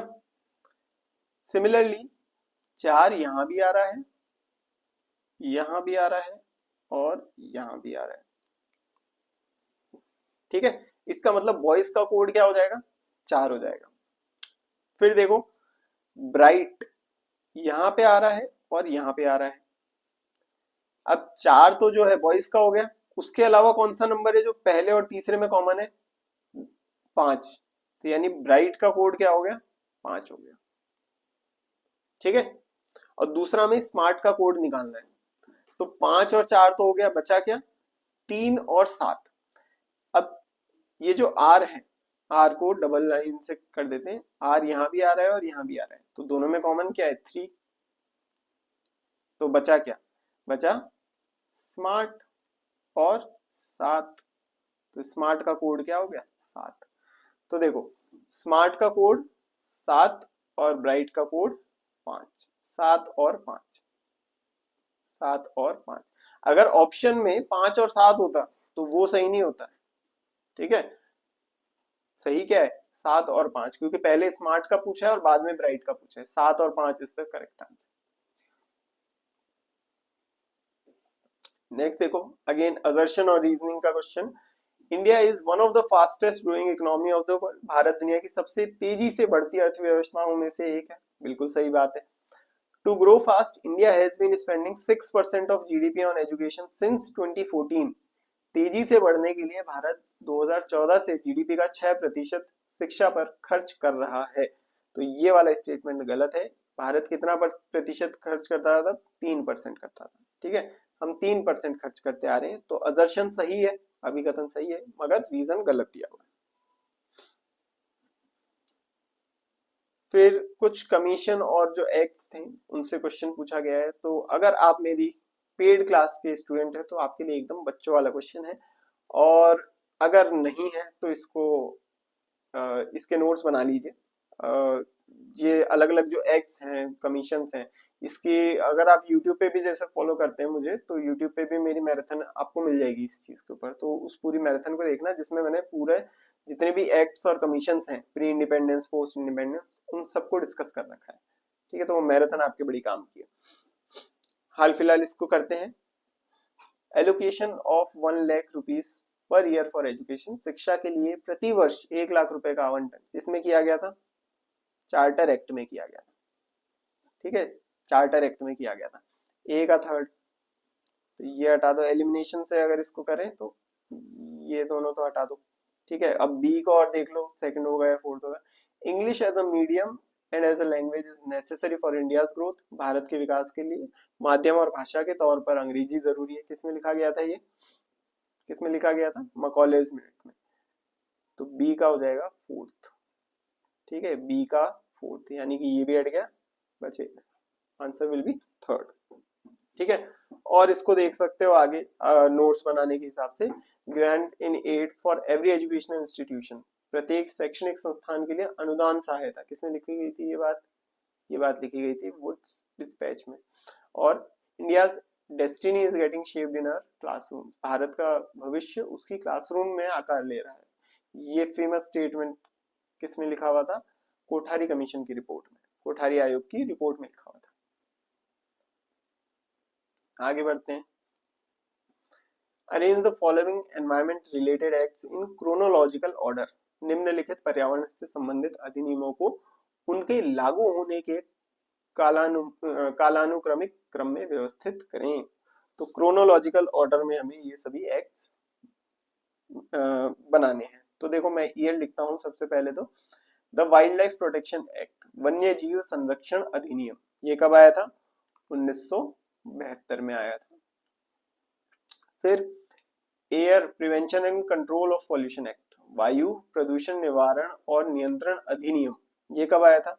ये आया था 1981 में। फिर the national green tribunal act, राष्ट्रीय हरित न्यायाधिकरण अधिनियम, ये तो काफी रिसेंट है, 2010 में आया था। फिर एनवायरमेंट प्रोटेक्शन एक्ट, पर्यावरण संरक्षण अधिनियम, वेरी इंपॉर्टेंट, 1986, इसको तो हम बहुत डिटेल में पढ़ते हैं। ये एक्ट बहुत इंपॉर्टेंट है, देखो बहुत ही इंपॉर्टेंट एक्ट, अम्ब्रेला एक्ट है, इसके अंदर बहुत सारे एक्ट फिर और ऐड हुए थे। फिर लास्ट में the forest conservation act, one संरक्षण अधिनियम, ये कब आया था? 1980 के अंदर। ठीक है, तो ये सभी जो है आप अपने नोट्स में इंक्लूड कीजिए। पीडी का क्वेश्चन है, इंपॉर्टेंट है। अलग अलग एक्ट्स की डेट पूछी जाती है, रिपीटेटिवली पूछी जाती है, तो आपको ये नोट्स में इंक्लूड कर लेना चाहिए। नेक्स्ट देखिए, which of the following research design entails studying two contrasting cases using more or less identical methods, निम्नलिखित में से किस रिसर्च डिजाइन में एक जैसे तरीकों का इस्तेमाल करके दो अलग अलग मामलों का अध्ययन किया जाता है? तो दो अलग अलग हमारे पास केसेस हैं, स्टडीज हैं, उनमें हम एक जैसे तरीके इस्तेमाल कर रहे हैं। और किस तरह की रिसर्च में किया जाता है? ये किया जाता है कंपैरेटिव डिजाइन के अंदर, तुलनात्मक डिजाइन के अंदर, कि सेम मेथड हम दो अलग अलग जगह पे अप्लाई करके देख रहे हैं और फिर देख रहे हैं, तुलना करते हैं उसके बीच में कि क्या कुछ रहा। ठीक है, तो ये कंपैरेटिव डिजाइन है, तुलनात्मक डिजाइन। देन असर्शन और रीजन वाला question, VoIP is an acronym that stands for Voice over Internet Protocol. VoIP एक संक्षिप्त रूप है जिसका मतलब है वॉइस ओवर इंटरनेट प्रोटोकॉल। तो ये वाली चीज बिल्कुल सही है। VoIP is a technology that allows you to make voice calls using a broadband internet connection instead of a regular phone call. VoIP एक ऐसी टेक्नोलॉजी है जो आपको रेगुलर फोन कॉल के बजाय ब्रॉडबैंड इंटरनेट कनेक्शन की सुविधा करके वॉइस कॉल करने की सुविधा देती है। तो ये वाली चीज भी बिल्कुल सही है, दोनों ही सही है। फिर नेक्स्ट देखो, arrange the following terms in order of increasing extension, बढ़ते हुए क्रम में शब्दों को व्यवस्थित करना है। तो इंक्रीजिंग एक्सटेंशन बढ़ते हुए क्रम में, यानी इसका मतलब क्या है कि जो नैरो टर्म है वो पहले आएगी और उसके बाद ब्रॉड टर्म आएगी, उसके बाद ब्रॉड टर्म आएगी। ठीक है, नैरो टर्म पहले आएगी और उसके बाद ब्रॉड टर्म आएगी, नैरो टर्म पहले और ब्रॉड टर्म उसके बाद। तो इन सभी में लोटस, प्लांट, ऑर्गेनिज्म, फ्लावर, सबसे नैरो टर्म कौन सी है? सबसे नैरो टर्म है लोटस, कमल। ठीक है, और उससे ब्रॉड क्या है? फ्लावर। भाई फ्लावर बहुत सारे हो सकते हैं, है ना, उनमें से एक लोटस। तो नैरो टर्म कौन सी? लोटस। उससे ब्रॉडर टर्म कौन सी? फ्लावर। ठीक है, सबसे छोटी टर्म कमल, उससे बड़ा फूल। फिर फ्लावर से जो जस्ट एक्सटेंसिव टर्म है, जो बढ़ते हुए क्रम में कौन सा शब्द है? पौधा, प्लांट। ठीक है, और सबसे बड़ा ऑर्गेनिज्म, जिसके अंदर प्लांट भी आते हैं, एनिमल भी आते हैं। ठीक है, तो ये इसका सही ऑर्डर हो जाएगा, ए डी डी सी। चलो उसके बाद next, find the missing term in the series. Series के अंदर जो मिसिंग टर्म है वो फाइंड करना है। बड़ा इजी सा क्वेश्चन है, देखिए, -1, 2, 7, डैश, 23, 34। सीरीज वाले क्वेश्चन में क्या करना होता है? सबसे पहले देखते ही डिफरेंस निकालना होता है। तो डिफरेंस निकालो। डिफरेंस क्या है? -1 और 2 के बीच में डिफरेंस 3, 2 से 7 के बीच का डिफरेंस 5, 5 और मिसिंग टर्म जो है उसके बीच का difference 7, missing term, sorry not 7, निकालते हैं, अभी देखते हैं इसको। 23 और 34 के बीच का डिफरेंस 11। ठीक है, अब यहां से एक थोड़ा आइडिया लगता है कि हो सकता है, देखो 3, 5 और फिर 11, तो बीच में 2 टर्म मिसिंग है। ठीक है, तो यहां से 7 और 9 अगर मैं फिल करूं तो क्या आता है? 7 में 7 ऐड किया तो 14 होगा, और 14 में 9 ऐड करने पे 23 आ रहा है। तो जस्ट ये चीज हमें थोड़ा सा सोचना, अंदाजा लगाना है, पैटर्न बनाना है। डिफरेंस में यहाँ पैटर्न बन रहा है। ठीक है, 3, 5, 7, 9, 11, तो 2-2 से बढ़ता हुआ डिफरेंस चल रहा है यहाँ पे। सीरीज इस तरीके से बनी हुई है। Then arrange the following in chronological order as per year of the year enactment. निम्नलिखित को उनको लागू होने के वर्ष के अनुसार कालानुक्रमिक क्रम में व्यवस्थित करें। अब देखो ये काफी ही इररेलेवेंट क्वेश्चन है। ठीक है, अलग अलग एक्ट्स दे रखे हैं और उन एक्ट्स की जो डेट है वो यहाँ पे पूछी जा रही है। तो ये वैसे तो देखिए काफी इररेलेवेंट सा क्वेश्चन है यूजीसी नेट के हिसाब से, क्योंकि ये वो क्वेश्चन है ना जो मतलब हमारे सीधे सीधे काम का नहीं है। यूजीसी नेट पेपर 1 में ये काम का नहीं है, ये तो कोई लॉ का क्वेश्चन है।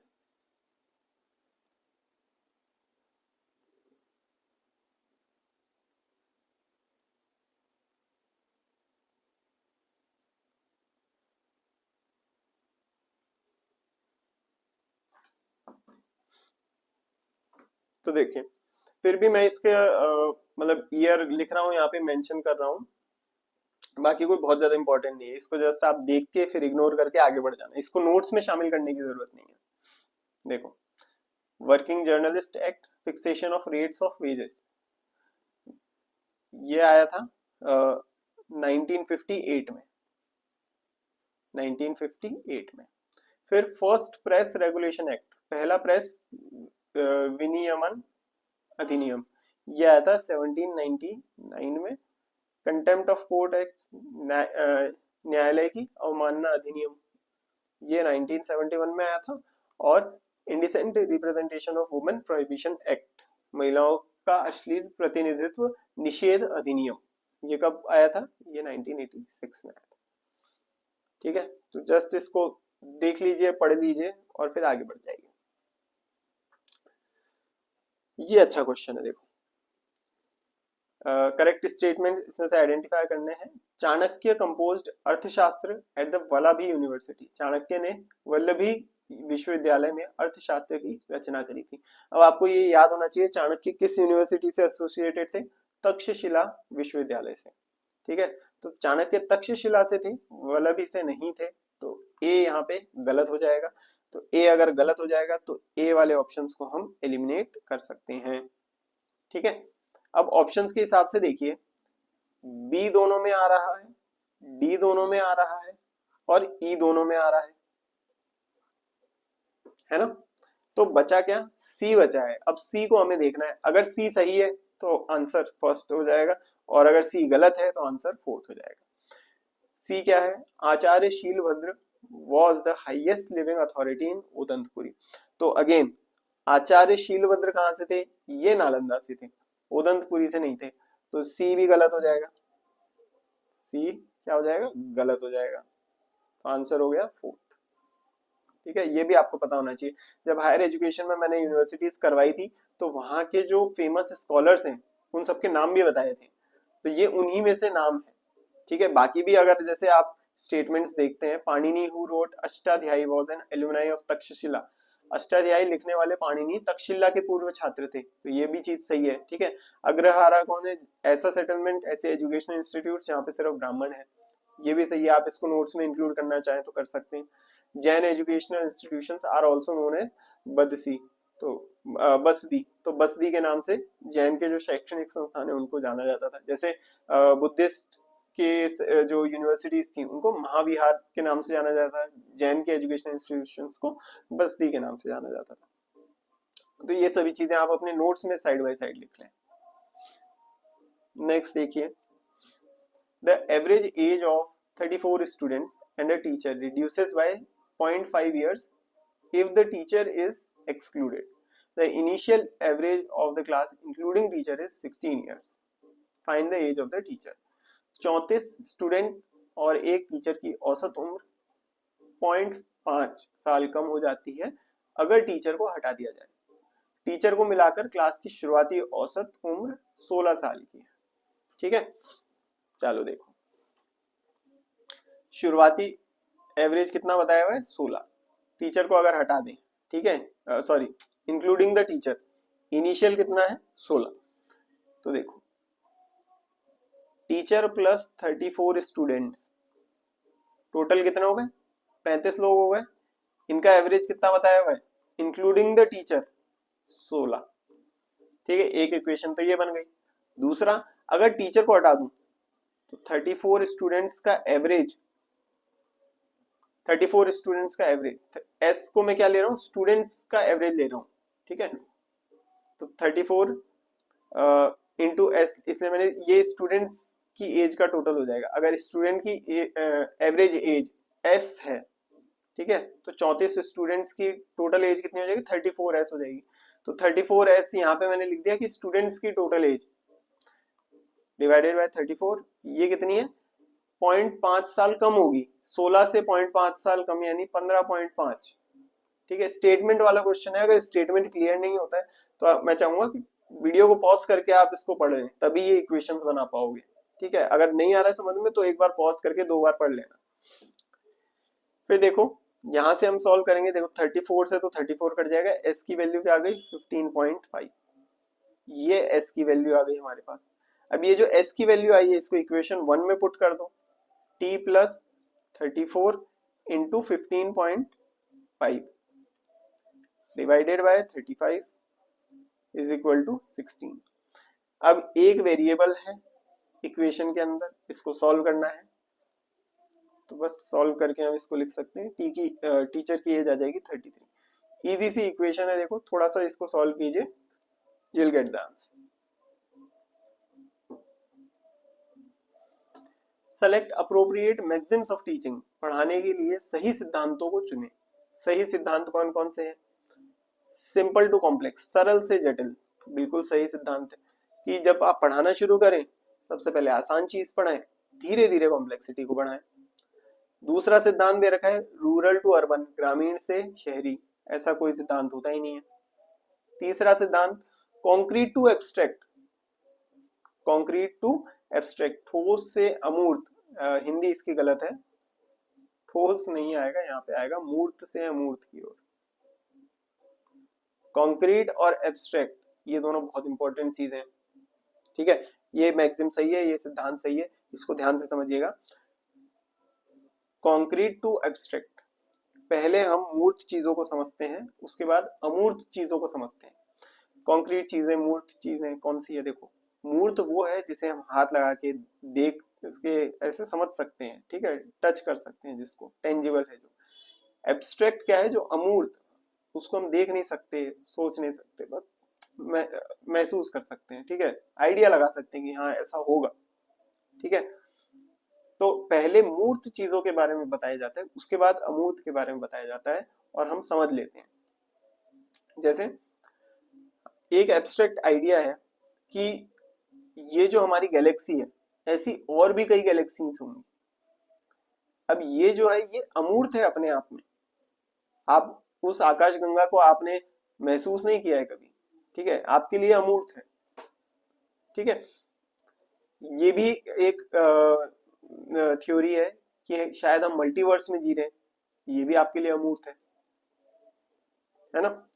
भगवान, भगवान अमूर्त है। अब भगवान को समझना डायरेक्टली बड़ा मुश्किल है ना, तो हम क्या करेंगे, उनकी एक मूर्ति बना लेंगे। राम जी की मूर्ति है, हम उसको प्रणाम कर रहे हैं, और मूर्त एक साधन है उस अमूर्त की पूजा करने के लिए, तो हम मूर्त पे जाते हैं, कंक्रीट पे जाते हैं, और फिर एब्स्ट्रैक्ट पे जाते हैं, अमूर्त को समझने की कोशिश करते हैं, ठीक है। बात आ रही है समझ में? भाई छोटा सा बच्चा है, उसको उसको किस तरह की चीजें पढ़ाई जाती है? उसको बताया जाता है कि दिस इज अ पेन, है ना, तो दिस इज अ पेन ये बताया जाता है छोटे बच्चों को।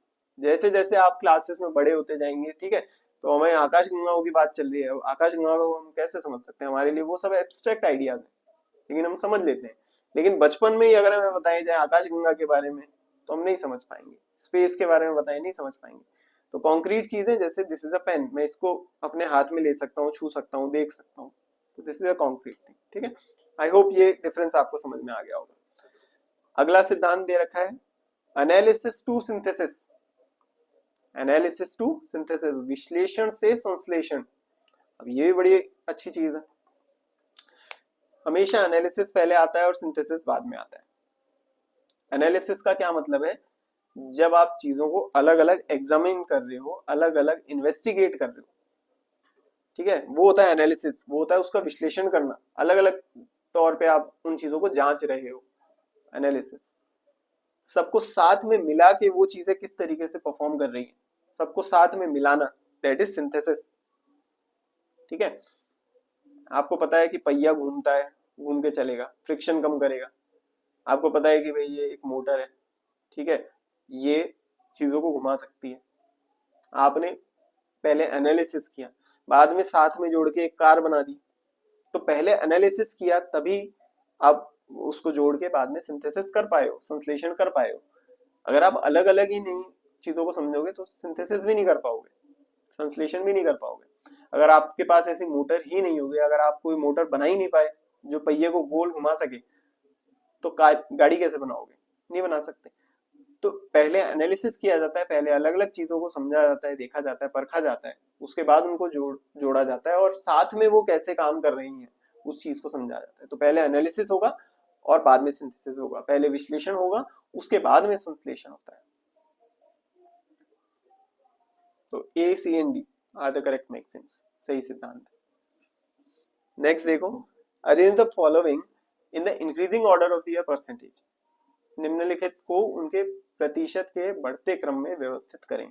बढ़ते हुए क्रम में व्यवस्थित करना है, तो देखो पहले ए की परसेंटेज कैलकुलेट करते हैं। 425 किस में से? 500 में से,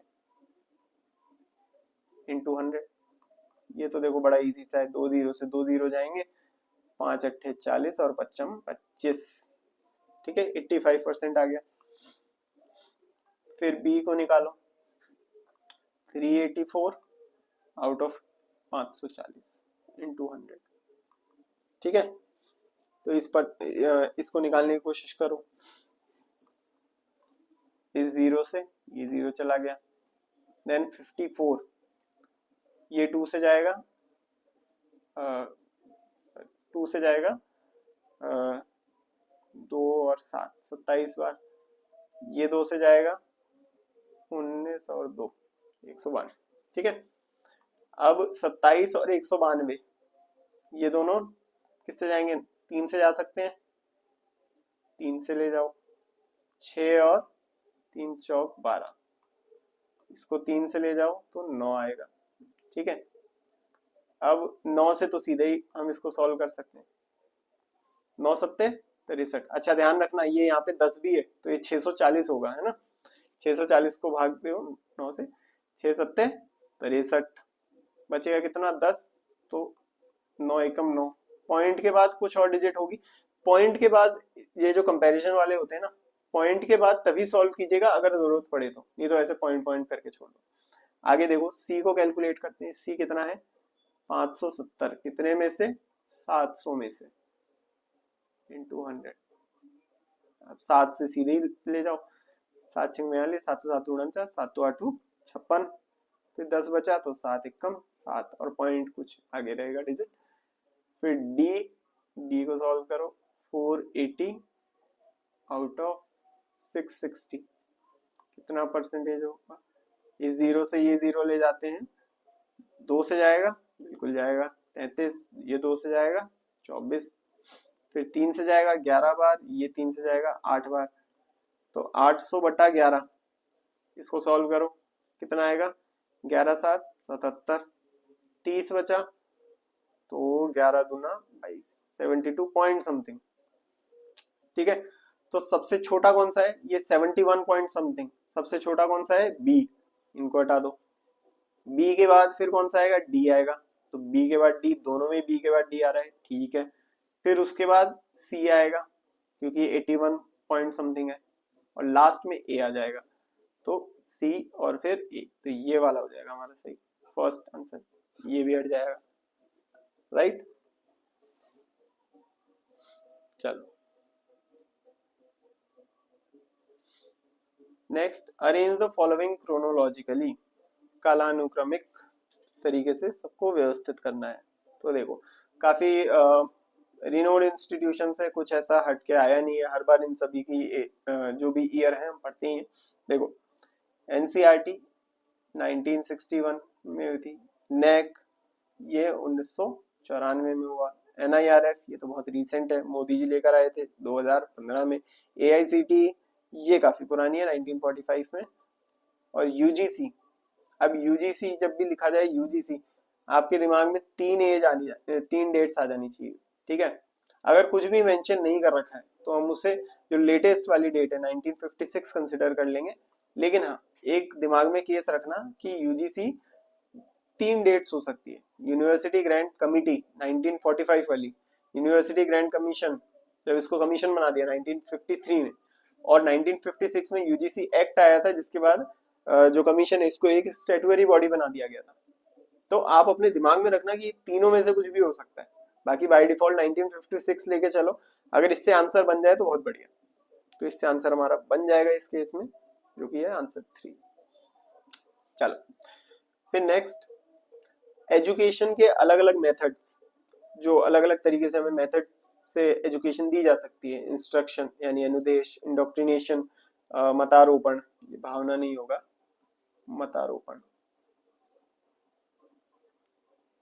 मतारोपण, ट्रेनिंग यानी प्रशिक्षण, और कंडीशनिंग ये आ गया चौथा, अनुकूलन, कंडीशनिंग यानी अनुकूलन,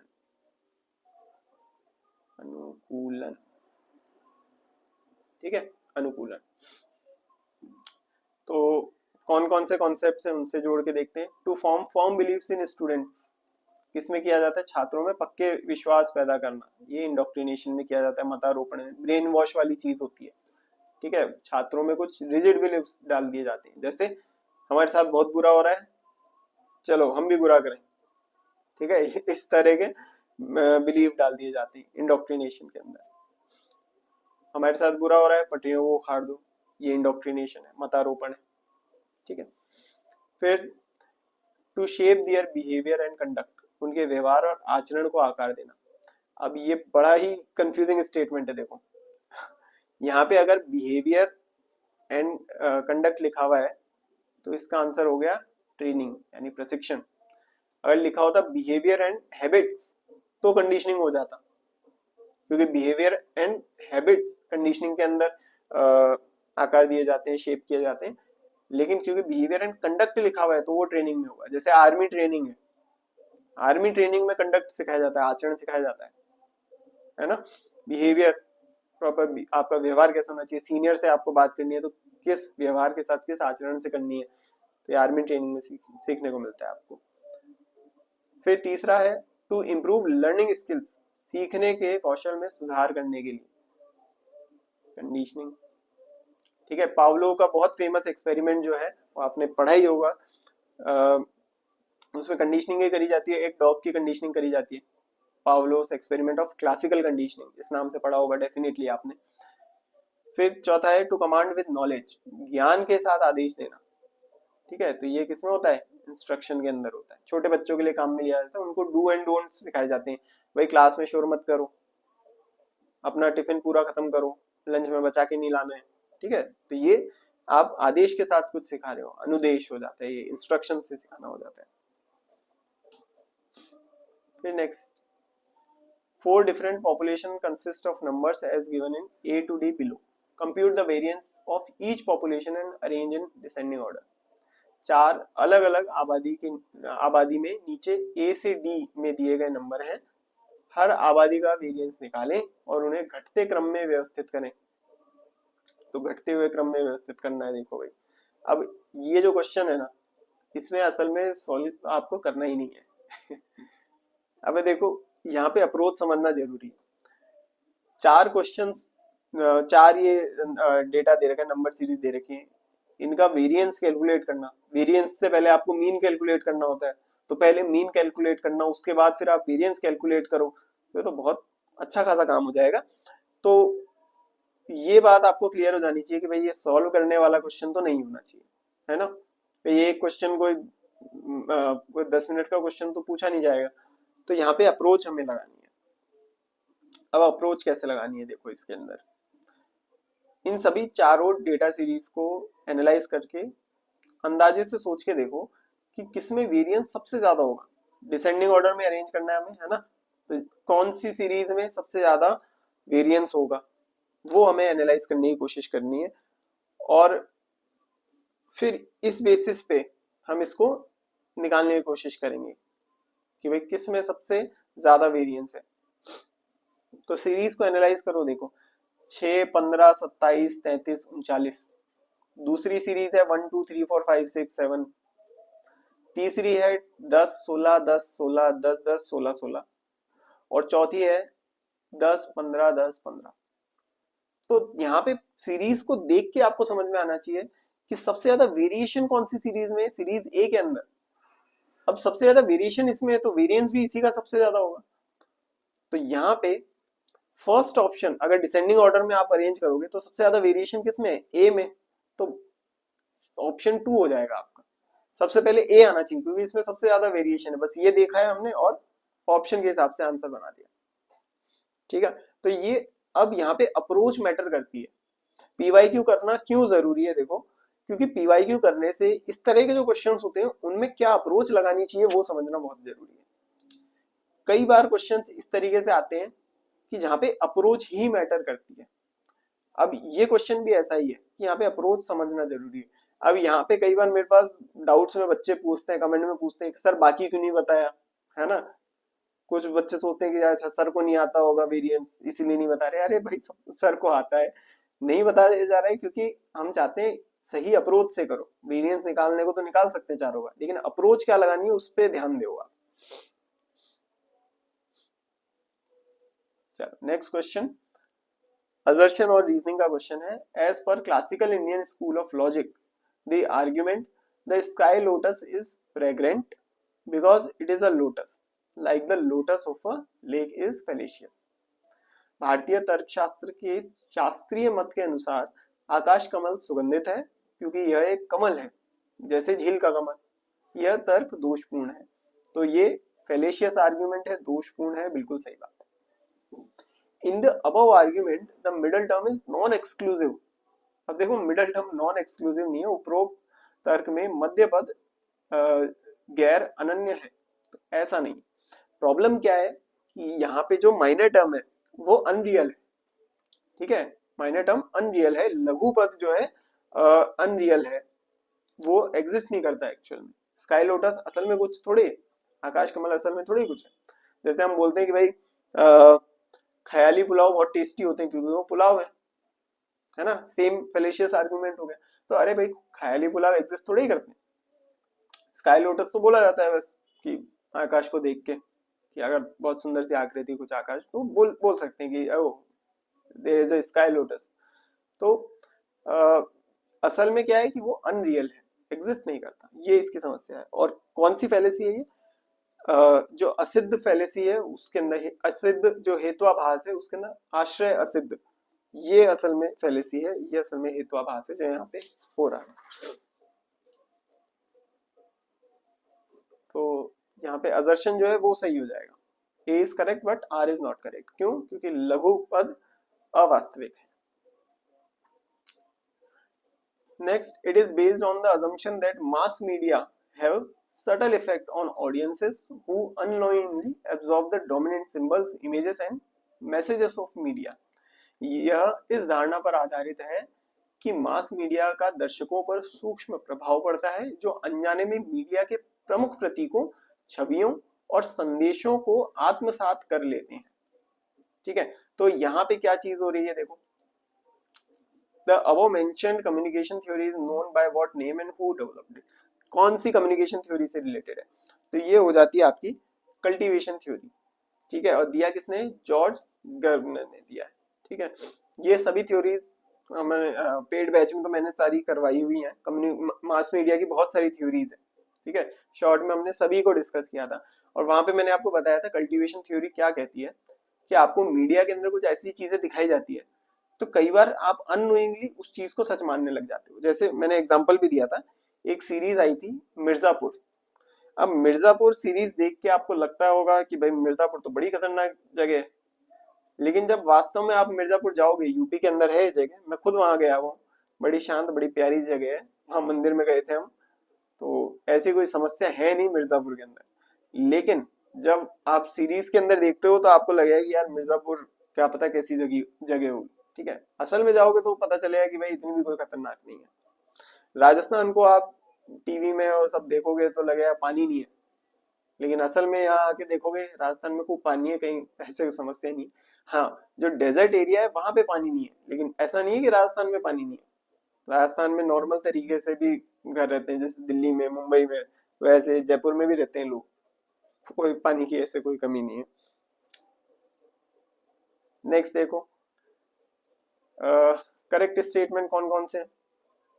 टीचर्स इन HEIs यानी higher education institution, HEIs must be strict disciplinarian. उच्च शिक्षा संस्थानों में शिक्षकों को सख्त अनुशासक होना चाहिए। ठीक है, मतलब वो मोहब्बतें का जो अमिताभ बच्चन है, परंपरा प्रतिष्ठा अनुशासन, ठीक है, वैसा होना चाहिए टीचर्स को। तो ये स्टेटमेंट गलत है भाई, वैसा तो नहीं होना चाहिए, है ना। तो ए इज इनकरेक्ट, तो ए हट गया देखो, तो बी ई सी ई, तो ठीक है, एक और देख लो। Teachers in HEIs must motivate her learners to learn independently. उच्च शिक्षा संस्थाओं में शिक्षकों को अपने छात्रों को स्वतंत्र रूप से सीखने के लिए प्रेरित करना चाहिए। तो ये बात बिल्कुल सही है, प्रेरित करना चाहिए। बी इज करेक्ट, तो यहाँ से ये वाला ऑप्शन सही हो जाएगा।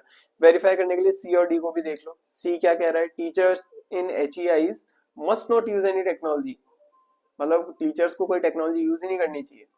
तो ये स्टेटमेंट तो गलत ही होगा, है ना। तो चलो आगे बढ़ते हैं। Which of the following is a flexibility mechanism under Kyoto Protocol? निम्नलिखित में से कौन क्योटो प्रोटोकॉल के तहत एक फ्लेक्सिबिलिटी मैकेनिज्म है? फ्लेक्सिबिलिटी मैकेनिज्म में क्या क्या आता है देखो, एक तो जॉइंट इम्प्लीमेंटेशन आता है, एक इंटरनेशनल एमिशन ट्रेडिंग आता है, एक क्लीन डेवलपमेंट मैकेनिज्म आता है,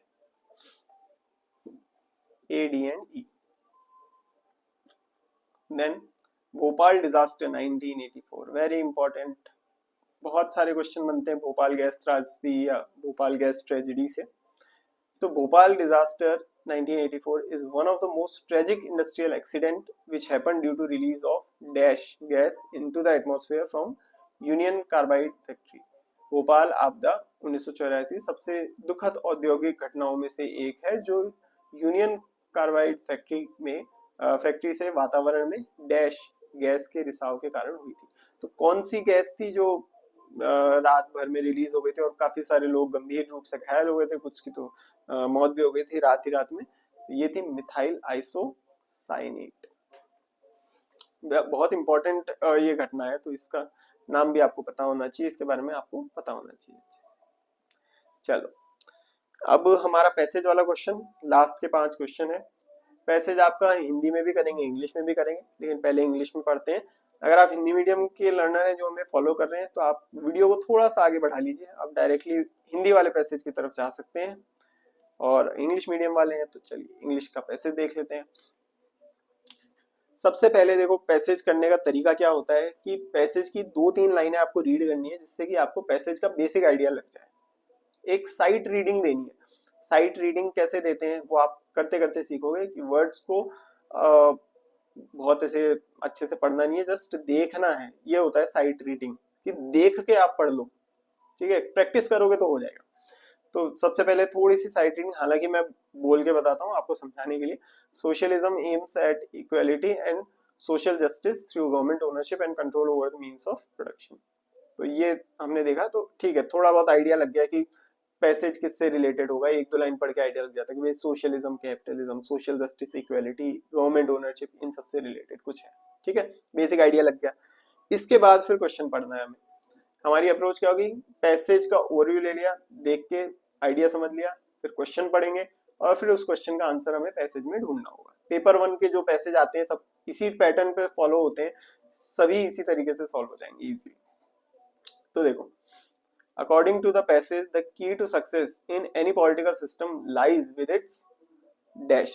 तो हमें क्या ढूंढना है, success in any political system, ये कुछ कीवर्ड है जो हमें ढूंढना होता है। क्वेश्चन पढ़ के हमें पता लगाना है, कुछ इससे रिलेटेड अगर जहां मिलेगा पैसेज के अंदर हम रुक जाएंगे और उसी के आसपास हमारा आंसर होगा, ठीक है। तो पैसेज पढ़ते हैं। Socialism aims at equality and social justice through government ownership and control over the means of production, yet no socialist country has been able to realize these aims. Even in Russia, which is the pioneer of socialism, much injustice, oppression and inequality prevails. There are glaring disparities between the elite and the masses. On the contrary, the capitalist system is based on private property and voluntary exchange. People have disliked it on presumption that it serves narrow and vested interests only. However, capitalist countries have shown better results as people there enjoy comparatively more freedom and prosperity and less injustice and inequality. It would be incorrect to say that socialism or communism was made corrupt by wicked and competent rulers, or that capitalism has been successful in spite of the prevalence of immoral values. No political system can succeed unless its good and moral qualities are sustained। ठीक है, तो success in political system, उससे related बात मिल गई। No political system can succeed unless its good and moral qualities are sustained. तो क्या आ जाएगा, good and moral qualities. According to the passage the key to success in any political system lies with its good and moral qualities. Next देखो, the fundamental value in interpersonal human relationships in society is। तो हमें keyword क्या होना चाहिए, fundamental value in interpersonal human relationships, ठीक है। Interpersonal human relationships भी देख सकते हो। तो पैसेज जितना पढ़ लिया उसके आगे बढ़ते हैं, ठीक है।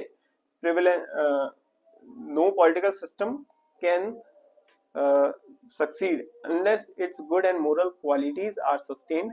However idealistic any particular system may be, it can be upheld only by ensuring respect for the dignity and individuality of each person, his rights and values, and by guaranteeing his personal freedom. Compulsion and the use of force or exertion of psychological pressure should give way to gentle urging, reasoning and convincing. This is the fundamental value in interpersonal human relationships in society. So fundamental value in interpersonal human relationships, ये keyword मिल गया. अब लिखा हुआ है this is the, तो what is the, तो किसके बारे में ये स्टेटमेंट कहा जा रहा है उसको देखते हैं. तो किसके बारे में कहा जा रहा है, देखो थोड़ा पहले से समझने के लिए थोड़ा पहले से हमें इस पैसेज को फिर से पढ़ना होगा. However idealistic any particular system may be, it can be upheld only by ensuring respect for the dignity and individuality of each person. ठीक है, तो respect for the dignity of each person. Next देखो, the capitalist countries perform even better as compared to the socialism because it is based on, किस किस के बारे में. अब देखो पैसेज तो हम पूरा पढ़ ही चुके हैं, ऑप्शन देख लेते हैं, अगर आइडिया लग जाए तो ठीक है, वरना फिर से पूरा पढ़ना पड़ेगा. Private property and voluntary exchange, ठीक है, तो कैपिटलिस्ट कंट्रीज किसके ऊपर बेस्ड है, प्राइवेट प्रॉपर्टी और वॉलंटरी एक्सचेंज के ऊपर बेस्ड है. ये हमने पढ़ा भी था, कहाँ है ये देखो, the capitalist system is based on private property and voluntary exchange. तो कैपिटलिज्म किस पर बेस्ड है, private property and voluntary exchange के ऊपर. The advocates of socialism believe that equality can be ensured through mixed economy, government ownership, equal distribution of profit to all या public private partnership model. तो देखो एकदम starting में ही first line में इसका answer दे रखा है, socialism aims at equality and social justice through government ownership and control over the means of production. तो advocates of socialism believe that equality can be ensured. Equality किससे ensure की जा सकती है, गवर्नमेंट ओनरशिप से. Next, no socialist country has been able to realise the aims of socialism because, क्यों नहीं कर पाई, it has narrow and vested interest only. ऐसा तो कुछ नहीं है, ये तो कैपिटलिज्म के साथ था. People enjoy more freedom and prosperity in capitalism. ये चीज तो ठीक है, लेकिन सोशलिज्म के बारे में पूछा गया है. It is made corrupt by incompetent rulers, ऐसा तो नहीं कहा जा सकता. ये लिखा हुआ है, its moral and its good and moral qualities are not sustained. Socialism के अंदर जो गुड और मोरल क्वालिटीज है वो सस्टेन नहीं कर पाती है ना. जो ऊपर रूलर बैठा होता है वो थोड़ा बहुत तानाशाह हो ही जाता है और जनता को नुकसान कर सकता है. तो this is the correct answer. No socialist country has been able to realise the aims of socialism because its good and moral qualities are not sustained. ठीक है, तो हमारे इंग्लिश के जो लर्नर्स हैं उनका तो पेपर खत्म हो गया है. अगर उनको अच्छा लगा हो वीडियो तो दोस्तों के साथ शेयर जरूर करें और वीडियो को लाइक करें, टेलीग्राम चैनल को ज्वाइन करें, कोर्स में एनरोल कर लें. अगर अभी तक आपने कोर्स एनरोल नहीं किया है तो कोर्स में एनरोल जरूर कर लें. चलो अब हिंदी वाला पैसेज देख लेते हैं.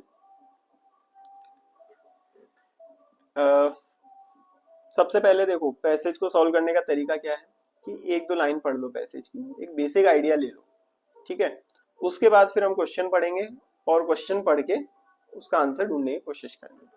और क्वेश्चन में भी कोई कीवर्ड होगा वो हमें ध्यान में रखना है कि उससे रिलेटेड बात जब पैसेज में आए तब फिर हमें देखना है कि सतर्क हो जाना है कि आंसर कहीं आसपास ही होगा. ठीक है, तो सबसे पहले एक साइट रीडिंग देनी है आपको. साइट रीडिंग का मतलब कि आप शब्दों को देखोगे, ऐसे पढ़ोगे नहीं, बस देखोगे और वो पढ़ने में आ जाएगा. ये थोड़ी प्रैक्टिस से होगा आपको. ठीक है, दिस इज साइट रीडिंग. कोशिश कीजिएगा इसकी, हो जाएगा. हालांकि मैं समझाने के लिए इसको पढ़ देता हूँ. समाजवाद का मकसद प्रोडक्शन के साधनों पर सरकार के मालिकाना हक और कंट्रोल के जरिए बराबरी और सामाजिक न्याय हासिल करना है. ठीक है, अब इतना साइट रीडिंग से मुझे समझ में आ जाएगा कि ये थोड़ा समाजवाद, पूंजीवाद, मालिकाना हक सरकार के पास हो, इक्वेलिटी रहे ना, सामाजिक न्याय रहे, इन सब से रिलेटेड ये पैसेज होने वाला है. ठीक है, बेसिक आइडिया लग गया मेरे को. अब मैं क्वेश्चन पढ़ता हूँ. अनुच्छेद के अनुसार किसी भी राजनीतिक व्यवस्था में सफलता की कुंजी उसके डैश में निहित है. ठीक है, तो सफलता की कुंजी, राजनीतिक व्यवस्था में सफलता की कुंजी, ये मेरा कीवर्ड हो गया. अब इससे रिलेटेड जहां भी पैसेज में कुछ कहा जाएगा तो मुझे सतर्क हो जाना है कि हाँ भाई आसपास ही मेरा कोई ना कोई आंसर मिलेगा. देखो, समाजवाद का मकसद प्रोडक्शन के साधनों पर सरकार के मालिकाना हक और कंट्रोल के जरिए बराबरी और सामाजिक न्याय हासिल करना है. फिर भी कोई भी समाजवादी देश इन लक्ष्यों को हासिल नहीं कर पाया है. रूस में भी जो समाजवाद का पायनीर है बहुत ज्यादा अन्याय, जुल्म और असमानता फैली हुई है। अमीर और आम लोगों के बीच बहुत ज्यादा असमानताएं हैं। उसके उलट पूंजीवादी सिस्टम प्राइवेट प्रॉपर्टी और अपनी मर्जी से लेन देन पर आधारित है। लोगों ने इसे इस सोच के कारण नापसंद किया है कि यह सिर्फ कुछ खास लोगों के स्वार्थों को पूरा करता है। हालांकि पूंजीवादी देशों में बेहतर नतीजे दिखाए हैं, क्योंकि वहां के लोग तुलनात्मक रूप से ज्यादा आजादी और खुशहाली का आनंद लेते हैं और अन्याय और असमानता कम देखते हैं। यह कहना गलत होगा कि समाजवाद और कम्युनिज्म को बुरे और नाकाबिल शासकों ने भ्रष्ट कर दिया है या पूंजीवाद इसमें अनैतिक मूल्यों के बावजूद सफल रहा। कोई भी राजनीतिक सिस्टम तब तक सफल नहीं हो सकता जब तक उसके अच्छे और नैतिक गुणों को बनाए नहीं रखा जा सकता। तो सफलता की कुंजी क्या बताई जा रही है? अच्छे और नैतिक गुण, ये सफलता की कुंजी बताई जा रही है। तो हमारा आंसर हो जाएगा, किसी भी राजनीतिक व्यवस्था में सफलता की कुंजी उसके अच्छे और नैतिक गुण में निहित है। फिर अगला प्रश्न है, समाज के आपसी मानवीय रिश्तों में मूलभूत मूल्य डैश है। तो जहां तक हमने पैसेज पढ़ लिया है वहां तक ठीक है, उसके आगे से पढ़ना शुरू करते हैं। कोई भी राजनीतिक सिस्टम तब तक सफल नहीं हो सकता जब तक उसके अच्छे और नैतिक गुणों को बनाए नहीं रखा जाता। कोई भी सिस्टम कितना भी आदर्शवादी क्यों ना हो, उसे तभी कायम रखा जा सकता है जब हर व्यक्ति की गरिमा और व्यक्तित्व, उसके अधिकारों और मूल्यों का सम्मान सुनिश्चित किया जाए और उसकी व्यक्तिगत आजादी की गारंटी दी जाए। जबरदस्ती और बल प्रयोग या मनोवैज्ञानिक दबाव की जगह कोमल आग्रह, तर्क और समझाने बुझाने को देना चाहिए। यह समाज में आपसी मानवीय रिश्तों में मौलिक मूल्य है। तो मानवीय रिश्तों में मूलभूत मूल्य या मौलिक मूल्य बताया जा रहा है। अब यहाँ सेंटेंस में क्या दिया रखा है? यह। तो ये सेंटेंस वास्तव में किस चीज के बारे में बात कर रहा है वो हमें देखना होगा। किसके बारे में देख रहा है ये देखने के लिए पैसेज को थोड़ा आगे से पढ़ते हैं। कोई भी सिस्टम कितना भी आदर्शवादी क्यों ना हो, उसे तभी कायम किया रखा जा सकता है जब हर व्यक्ति की गरिमा और व्यक्तित्व, उसके आधारों और मूल्यों का सम्मान सुनिश्चित किया जाए। इसकी बात किया जा रही, ठीक है। तो हर व्यक्ति की गरिमा का सम्मान किया जाए, ठीक है। ये मूलभूत मूल्य है समाज में आपसी मानवीय रिश्तों को बनाने में। अगला देखो, अब पैसेज तो हमारा हो चुका है, सीधे क्वेश्चन पढ़ते हैं, ऑप्शन देखते हैं और कोशिश करते हैं कि आंसर इसी में मिल जाए, नहीं तो पैसेज को पूरा पढ़ना होगा हमें। पूंजीवादी देश समाजवाद की तुलना में ज्यादा अच्छा प्रदर्शन करते हैं क्योंकि यह इस पर आधारित है। तो पूंजीवादी देश किस पर आधारित है? देखो, निजी संपत्ति और स्वैच्छिक आदान प्रदान, तो इसी पर आधारित है ना। पैसेज में हमने पढ़ा था, नहीं तो ये तो हम वैसे भी जानते हैं। पूंजीवादी देश में निजी संपत्ति होती है और स्वैच्छिक रूप से आदान प्रदान होता है, सरकार का इस पर कंट्रोल कम होता है। अगला प्रश्न, समाजवाद के समर्थक मानते हैं कि समानता इसके जरिए सुनिश्चित की जा सकती है। तो ये पहली लाइन में इसका जवाब है। देखो, किसके द्वारा करी जा सकती है? सरकारी स्वामित्व के द्वारा, ठीक है। जब सरकार का मालिकाना हक होगा तब समाज में समानता को सुनिश्चित किया जा सकता है, ऐसा समाजवाद का मानना है। फिर कोई भी समाजवादी देश समाजवाद के लक्ष्यों को हासिल नहीं कर पाया है क्योंकि यह सिर्फ संकीर्ण और स्वार्थी हितों को दिखाता है। पूंजीवाद में लोग ज्यादा आजादी और खुशहाली का आनंद लेते हैं, ये बात सही है, लेकिन सवाल समाजवाद से है। यह नाकाबिल शासकों द्वारा भ्रष्ट कर दिया जाता है या फिर इसके अच्छे और नैतिक गुण कायम नहीं रह पाते। तो ये इसका सही जवाब है, इसके अच्छे और नैतिक गुण कायम नहीं रह पाते हैं, ठीक है। इसलिए समाजवाद जो है, समाजवादी देश जो है अपने समाजवाद के लक्ष्यों को हासिल नहीं कर पाते, ठीक है। तो ये हो गया आपका पूरा पेपर, पूरे के पूरे 50 क्वेश्चन हमने आज एक ही वीडियो में डिस्कस किए हैं। बड़े अच्छे से डिटेल में एक एक क्वेश्चन को हमने समझा है। अगर आपको वीडियो अच्छा लगा हो तो दोस्तों के साथ शेयर जरूर करें, और अगर आप मेरे से पूरा कोर्स पढ़ना चाहते हैं तो आप कोर्स में एनरोल कर सकते हैं, लिंक आपको डिस्क्रिप्शन में मिल जाएगा। इसी तरीके से और भी काफी सारे पेपर्स हम यहाँ डिस्कस करने वाले हैं। PYQs के तो कोर्स आते ही रहते हैं, ठीक है।